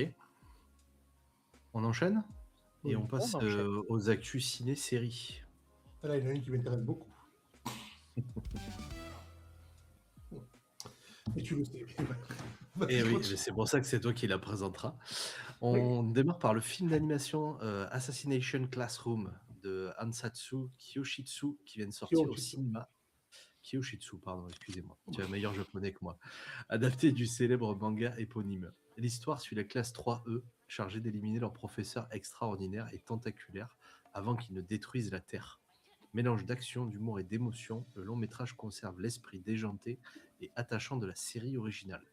Ses personnages hauts en couleur et sa dynamique scolaire font de ce film un rendez-vous incontournable pour les fans de l'anime. Avec une animation fluide et des scènes spectaculaires, cette sortie ravira autant les novices que les passionnés du manga. Et c'est vrai que moi, personnellement, en tant que novice, parce que je n'ai pas vu la série, ça me tente très bien d'aller le voir en vrai. J'ai vu la série et à première vue, le film, c'est juste la série, donc Ouais, C'est moi, c'est un peu ce qui me fait peur. C'est ce qu'il dit, mais peut-être parce que vous avez vu la série. Peut-être que c'est pour ça que moi, ça me gêne pas, quoi. Ouais, de ce que j'ai vu, je me suis dit, en fait, ils ont fait un film, ils ont résumé. Il y a quoi, il y a combien d'heures à peu près d'épisodes de la série? il y a 3 saisons, 4 saisons, je sais plus, de Session Classroom. Ouais, 3 donc, saisons, c'est quoi, 12 épisodes, 16 épisodes par saison, quelque chose comme ça? je sais plus combien il y en a, mais... Il y a 47 épisodes de 20 minutes. Okay. Donc du coup, ça fait, il y a une quinzaine d'heures de série. Short quand même, je voyais ça beaucoup plus long, moi. Non, elle est relativement courte comme série. Bonne série, mais là, ouais, de ce que j'avais vu, moi, ça me semblait être un résumé en fait de la série en 1h20. Donc après, je peux me tromper, hein, mais c'est des extraits que j'ai vus passer à droite à gauche. J'avais l'impression que c'était ça. Du coup, je me suis dit, c'est dommage, quoi, parce que tu vas perdre une partie de ce qui fait l'histoire aussi, quoi. Résumé, quoi. Moi, la série, j'ai trouvé que c'était sympa, que ça cessait de se regarder, mais que ça cassait pas trois pattes à un canard. Et le fait de faire un film 10 ans après, je me dis, c'est vraiment que pour les fans, quoi. Donc, si les fans qui veulent revivre des trucs en mieux animé, voilà. Si t'as pas vu la série, est-ce que c'est pas l'occasion de perdre que 2 heures et pas 14 heures éventuellement, mais du coup, en fait, moi, ce que j'aime bien dans ce genre de série, c'est que c'est à moitié, je sais pas si vous connaissez le principe de Slice of Life. C'est à moitié une série où il y a de l'action, etc. Et c'est à moitié une série où tu vis la vie de tous les gens et c'est chill, c'est au milieu, c'est chill vraiment. Ah oui, d'accord. Je croyais que c'était un manga Slice of Life, mais non, c'est tranche de vie dans le. Tranche de vie, voilà. Et en fait, c'est vraiment ce que j'appréciais dans ce genre de série, c'est que dans cette série-là, t'avais à la fois de l'action et t'avais à la fois la vie des personnages. Et du coup, ce que j'aimais justement, c'est que ce soit lent. Ok. Tu vois, donc si forcément tu me résumes ça en 1h30, c'est vrai que si tu prends que les actions qui ont un intérêt dans l'histoire principale, tu peux sûrement résumer ça en 1h30. Donc ouais, si c'est ce qui t'intéresse, oui. Mais moi, personnellement, ce que j'avais aimé dans la série, c'était l'ambiance autour, quoi. Ouais, Ok. c'était toute la construction autour du personnage de Je ce me réchauffe. prof, etc. Moi, c'est tout ça que je trouvais aussi intéressant. Et la relation avec les élèves, Chaque etc. élève et tout, la personnalité de chaque élève. Euh, du coup, si c'est, comme j'ai eu l'impression, juste un résumé de la vie, bah, tu vas perdre, à mon sens, hein, tu vas perdre une partie de L'ambiance. de ce qui est important, quoi. L'ambiance, en fait. Juliette, je préfère Juliette, je t'aime. Juliette, Il je y en a t'aime, qui c'est un préfèrent slice of Juliette, je life. t'aime. Bah, ça tombe bien parce on va faire un voyage dans le temps. On va revenir il y a des dizaines d'années parce que je pense il doit presque avoir même plus de 30 20 ans, ans. même presque 30 30 ans. ans, je pense, avec le légendaire voleur Lupin III. Je ne sais pas si vous en souvenez, Oui, qui bien revient sûr. dans un tout nouvel animé long métrage qui C'est du DVD, s'intitulera Lupin the Third, The Movie, La lignée immortelle.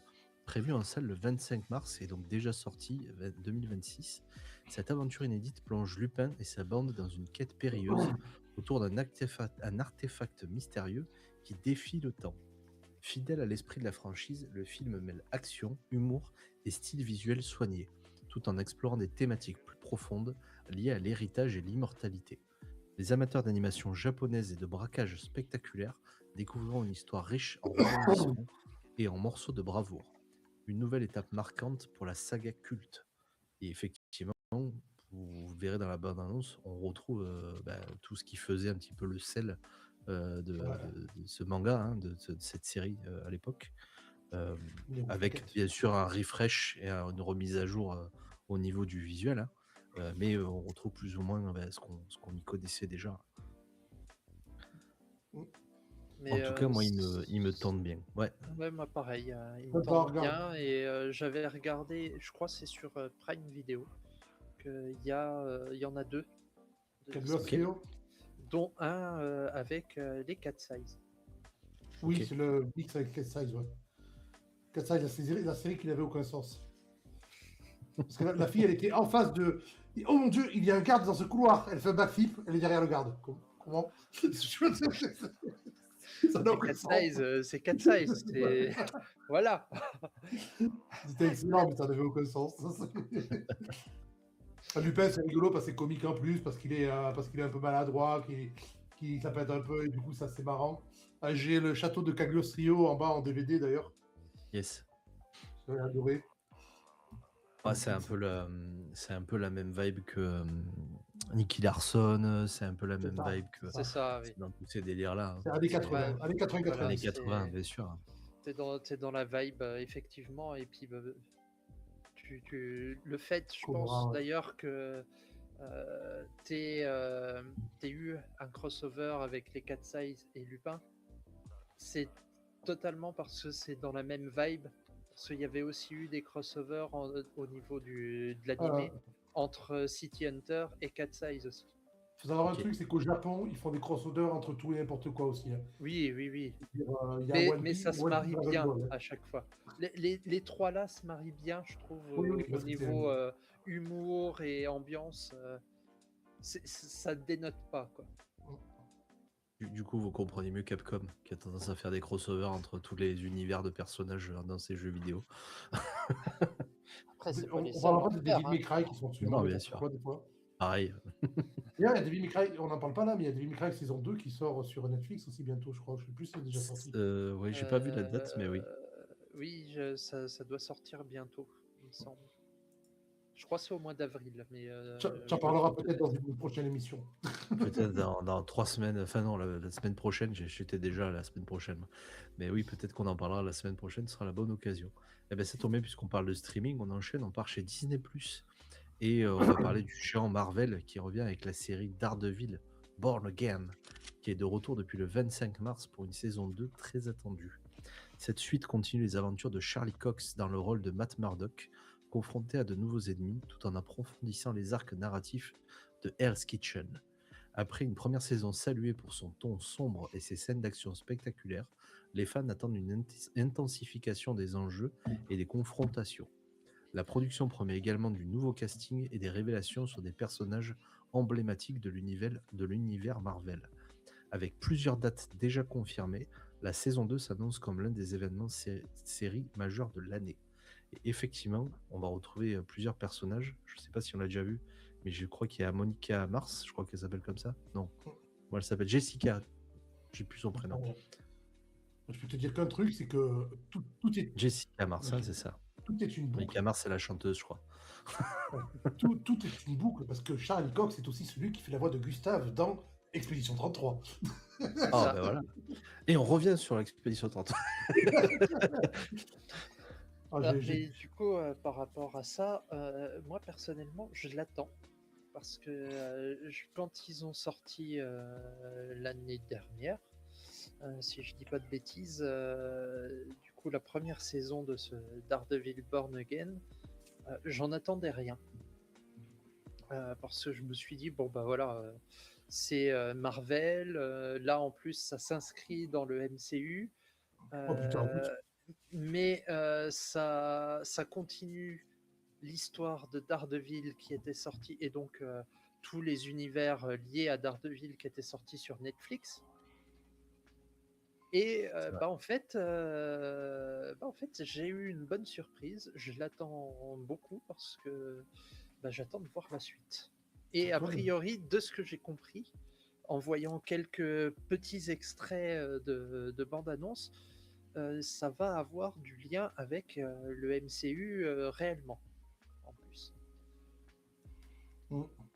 Et parce que j'ai fait je viens de faire une Nelson Mandela, comme j'appelle ça.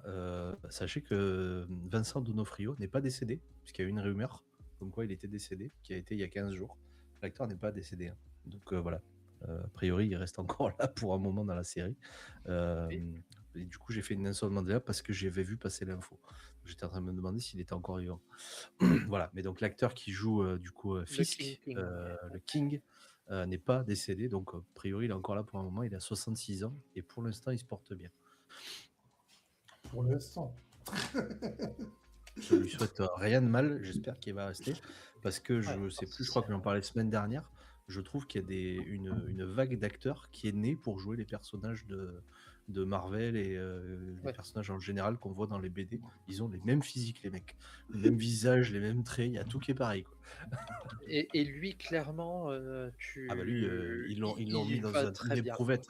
Ils l'ont mis dans une éprouvette, ils l'ont sorti comme ça, quoi. Alors, je vais vous dire un truc, moi, les trucs de super-héros, surtout le MCU, c'est des trucs qui me passent, ça passe à côté de moi et ça va. Après, on aime ou on n'aime pas, surtout que j'avoue que moi j'ai eu ma période aussi où ça a commencé à me gonfler post comment ça s'appelle, Avengers Doomsday là, dernier Avenger là. Endgame, pardon. Je regardais ça m'a un peu gonflé, quoi. J'aime bien le cinéma et je regardais les films de super-héros MCU et compagnie. Et en fait, j'ai regardé Avengers, j'ai vu Avengers au cinéma, le premier Avengers. Je suis sorti de là, je me suis dit, putain, c'est le plus mauvais film que j'ai jamais vu au cinéma. Et tout le monde dit, ah, c'est trop bien et tout. Je fais, non, c'est de la merde. Et puis voilà, du coup, j'ai jamais regardé le reste. Ah bah après, c'était en même temps, c'est aussi ce qui avait tué a priori, après coup, c'est ce qui a tué l'univers de chez DC.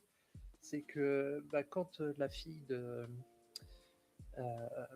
comment il s'appelle, Snyder est décédé, lui il a dit je quitte le navire DC et tout, et ils ont mis le réalisateur de justement Avengers, premier du nom, pour Abrams réaliser non c'est pas Abrams, c'est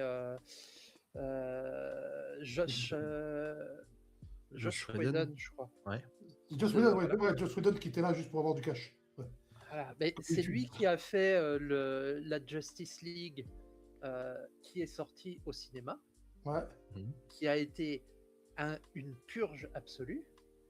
Et la belle preuve, c'est que quand Snyder, quand du coup la Warner a dit bon, on va sortir en direct to stream la Snyder Cut a fait un carton. Oui, j'ai vu. Et tout le monde a adoré ça, mais parce que il y avait la vision que Snyder avait de rendre les héros iconiques comme des dieux et tout ça, et pas d'essayer de faire du Marvel comique, alors que chez DC, surtout l'univers que Snyder voulait faire, c'était un truc très sombre, quoi. Après, moi, j'ai une problématique, je pense, entre les réalisateurs, etc., notamment avec ce qui a été fait avec Marvel dernièrement, où c'est devenu un truc, on dirait un opéra rock ou une comédie musicale. Je trouve que ça a été édulcoré à outrance, et très honnêtement, j'ai un peu les boules. Depuis Thor Love and Thunder, depuis voilà, toute cette période-là, voilà, très très édulcoré, j'ai même beaucoup de mal. Le Spider-Man, sans dire que l'acteur est mauvais, moi pour moi ça restera toujours le premier. On en avait parlé d'ailleurs une fois. The Amazing Spider-Man, j'ai plus le nom de l'acteur, mais pour moi ça restera Le toujours tout lui premier le ou premier. Ouais, le tout Tobey premier. Maguire. Ah, le tout premier, Tobey donc Maguire, Tobey exactement. Tobey Maguire, ouais. Parce que Parce ouais, qu'il y The avait ce côté un Amazing peu dark. Spider-Man, c'était l'autre. On retrouvait presque un univers d'ici chez du Marvel par rapport à ce qui se faisait Et d'habitude. puis parce qu'il n'avait pas une belle gueule, mais il avait une gueule de geek.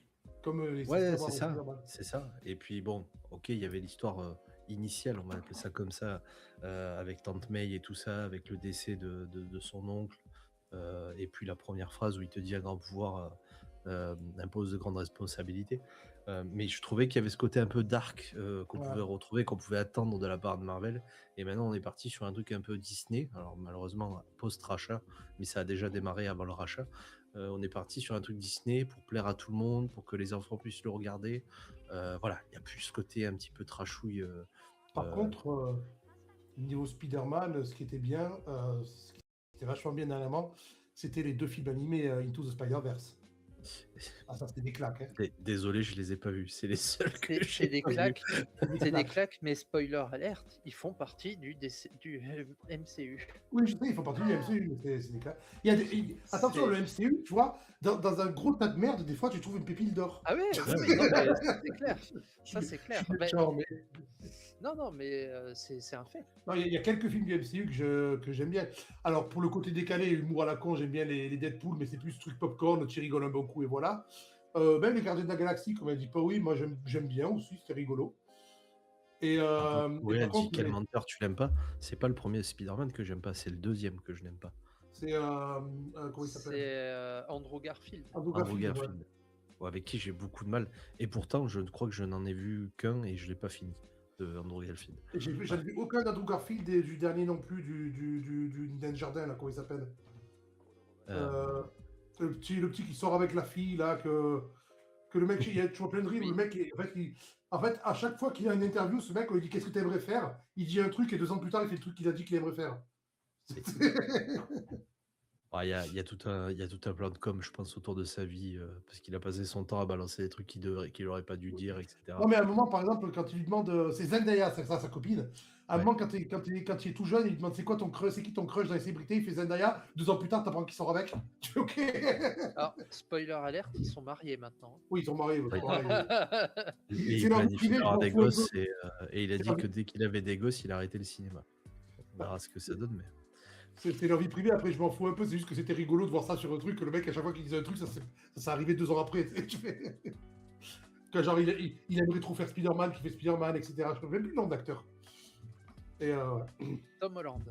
Tom Holland, exactement. Tom Holland, vient de ça me m'a revenir. fait- Allez, on enchaîne avec l'avant-dernière news, et on va parler de la série live action Lucky Luke, adaptée de la bande dessinée culte de Maurice et Goscinny, qui est disponible en intégralité sur Disney+ depuis le 23 mars 2026. de Maurice Alban à la base. Lenoir, pardon, De Maurice à la base, Goscinny a été De là que dans Maurice les à la derniers base. tomes. c'est vrai. Alban Lenoir y incarne le célèbre cow-boy qui tire plus vite que son ombre dans une aventure mêlant humour et western. Les épisodes suivent Lucky Luke face aux Dalton, Calamity Jane et d'autres personnages iconiques. La série propose 8 épisodes riches en action et situations décalées tout en modernisant l'univers original. De ce que j'ai vu de la bande-annonce, ça me rappelle un petit peu Mon nom est personne dans la Voilà. façon de jouer et l'humour un peu On rappelle d'ailleurs décalé. que celui qui avait réalisé Mon nom et personne, Western Spaghetti, mais celui qui avait réalisé Mon nom et personne avait aussi réalisé le Lucky Luke de l'époque avec Terence Hill. C'est vrai.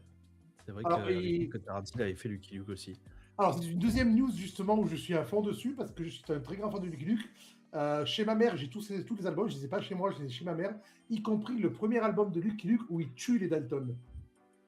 C'est vrai que dans le premier album, il tue les Dalton. Il tue les Dalton et après c'est les cousins Dalton qui reviennent, ce ne sont pas les frères, et ils ont ressorti l'album où ils ne les tuent plus, mais ils les enferment dans des... Par exemple, au lieu de les tirer dans la tête, ils tirent dans un tonneau qui tombe dessus, etc. Et du coup, après, ça reste les frères Dalton qui viennent. Mais à la base, il les tue, et ceux qui viennent après, c'est les cousins Dalton, c'est pas les frères. Et, et en fait, je connais beaucoup de choses sur Maurice. J'avais même rencontré Maurice dans la vraie vie. Et quand j'étais petit, j'ai un album dédicacé de lui.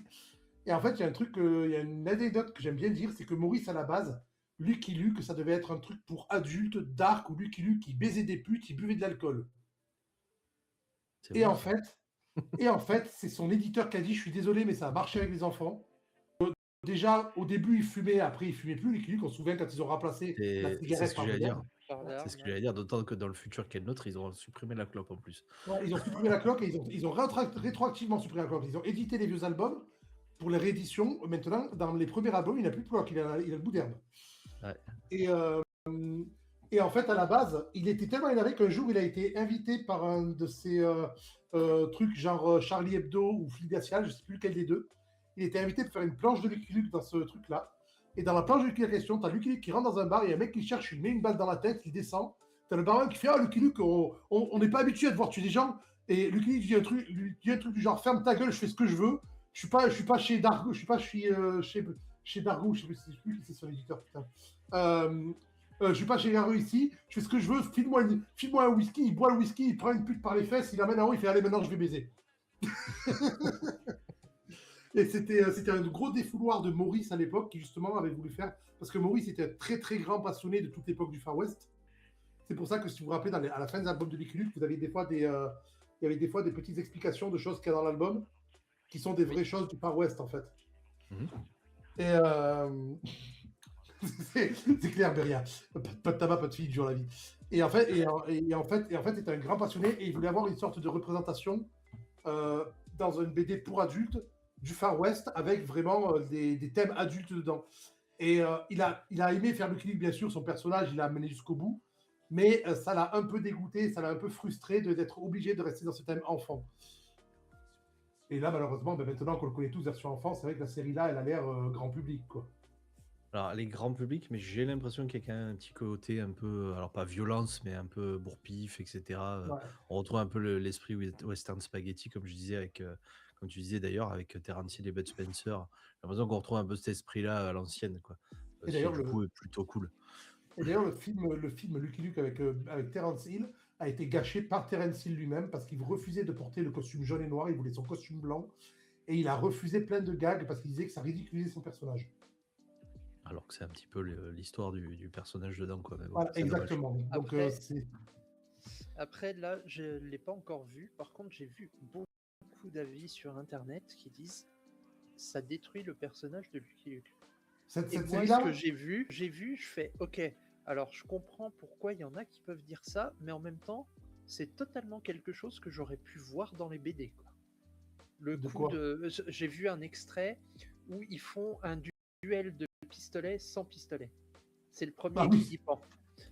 C'est totalement quelque chose qui aurait pu apparaître dans le comics, dans la BD. Et il y en a plein qui disent que c'est de l'irrespect total. Je fais, mais en fait non, ça c'est pour moi c'est quelque chose. Je l'aurais totalement vu dans la BD, quoi. J'adorais les BD Lucky Luke. Quand je dis, je les ai toutes, y compris la version d'origine chez ma mère que je lui ai dit. Qu'elle m'a dit qu'elle allait donner au bébé pour lire parce que ma soeur a un enfant de 5 ans. Je dis, tu donnes pas la version d'origine de Lucky Luke à l'enfant de 5 ans. Pas pour l'histoire, mais parce qu'il va l'abîmer. Oui. Est-ce qu'on enchaîne? Est-ce que tu prends la prochaine news, Gus? Je sais pas si c'est un truc que j'aime bien, la prochaine news. Allez, je te laisse enfiler ta brown coat et je te laisse prendre la prochaine. Mon purple coat ce soir, parce que c'est tout. Mais oui, la série culte Firefly, pour ceux qui ne connaissent pas, c'est une série culte, donc vous avez tort de ne pas la connaître, va revenir sous forme de dessin animé. Et le casting originel, -1 parce qu'il est mort, prétend un personnage emblématique comme Mal, Zoé ou River. Le projet développé par la 20th Television Animation proposera de nouvelles aventures situées entre la série de 2002 et le film Serenity, ce qui veut dire que Wash sera vivant. Les showrunners ont déjà finalisé le script, mais aucune date de sortie n'a encore été annoncée. Ce retour animé offre Broncott une occasion unique de retrouver l'équipage de Serenity dans une mission inédite, mêlant action, humour et esprit space western, qui, je le rappelle, avait été inspiré de Cowboy Bebop. Et en fait, c'est vraiment une série que j'adore. Il n'y a qu'un truc qui me fait peur, c'est que le studio d'animation que j'ai vu qui avait été retenu, j'en ai parlé aux gens que je connais, parce que je vous en ai déjà parlé, je connais des gens qui bossent dans l'animation à assez haut niveau.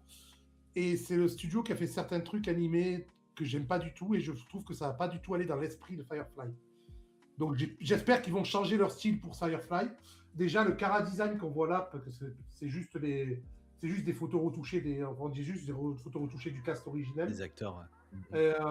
J'ai peur qu'ils fassent un truc à la Archer, si vous connaissez la série Archer. Ouais. Et où c'est horrible, et je trouve que ça irait pas du tout avec l'ambiance Firefly. Et donc j'ai peur de ça, mais à côté c'est un truc qui me rend quand même content, parce que comme vous voyez là, j'ai même les BD Firefly, je suis à la recherche, j'en parlais tout à l'heure à About Magic, je suis à la recherche des DVD collector Firefly avec le vaisseau et tout, qui sont des choses qui sont très dures à trouver, en bon état.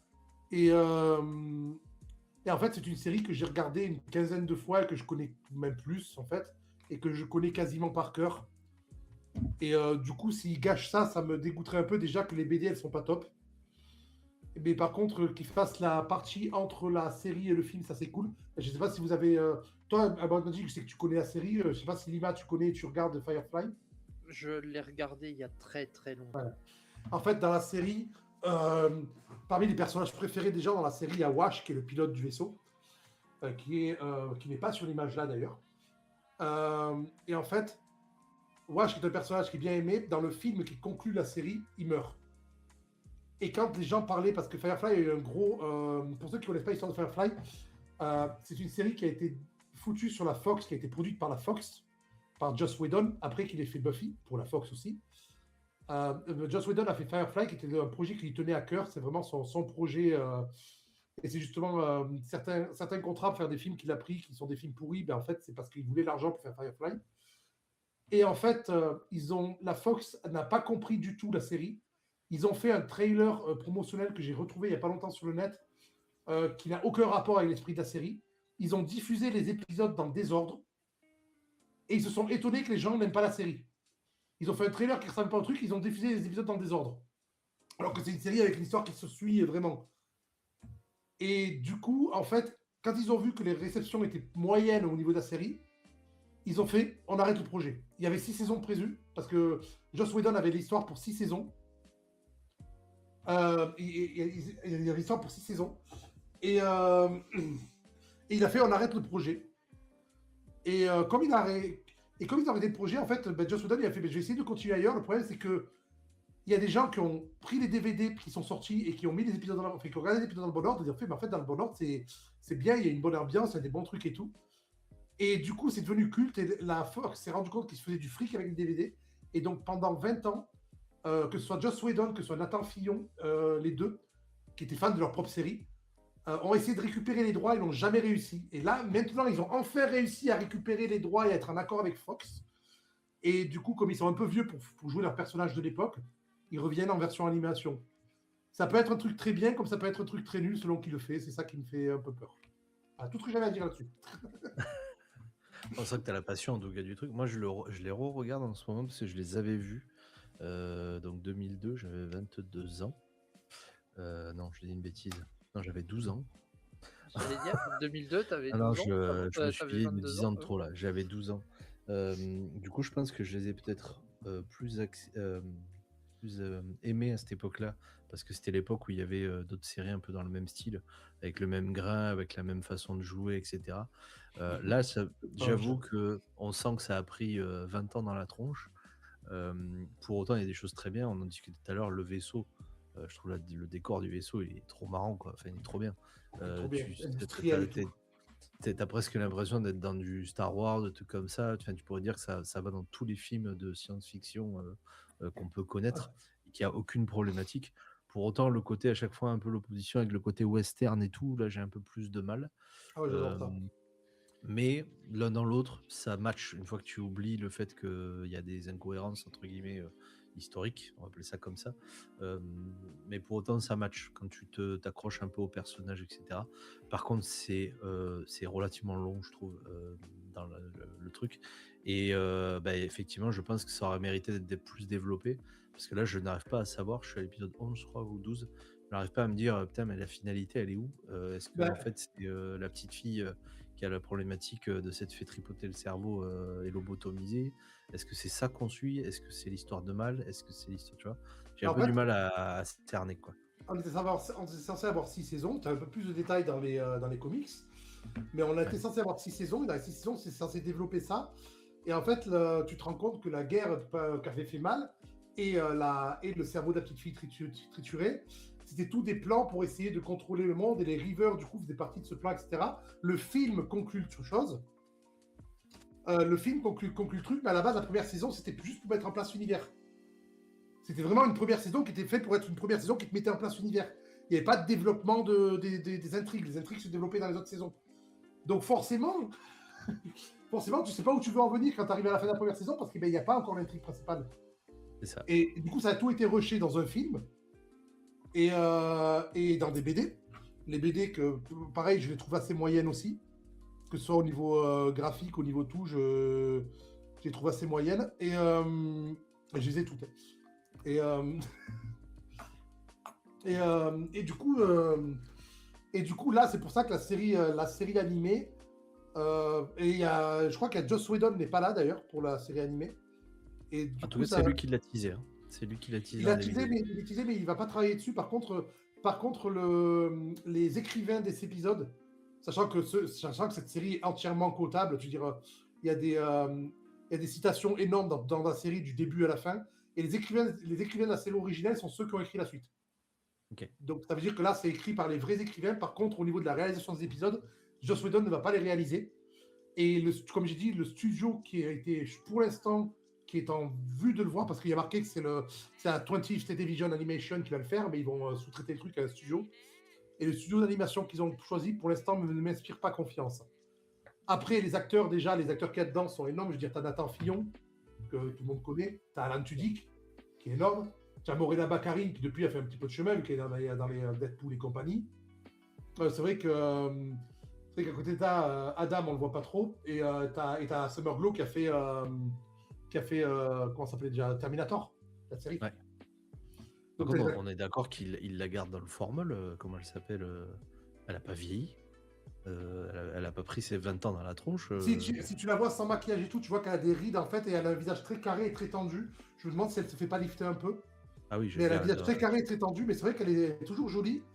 Elle est toujours jolie, elle est très belle comme femme.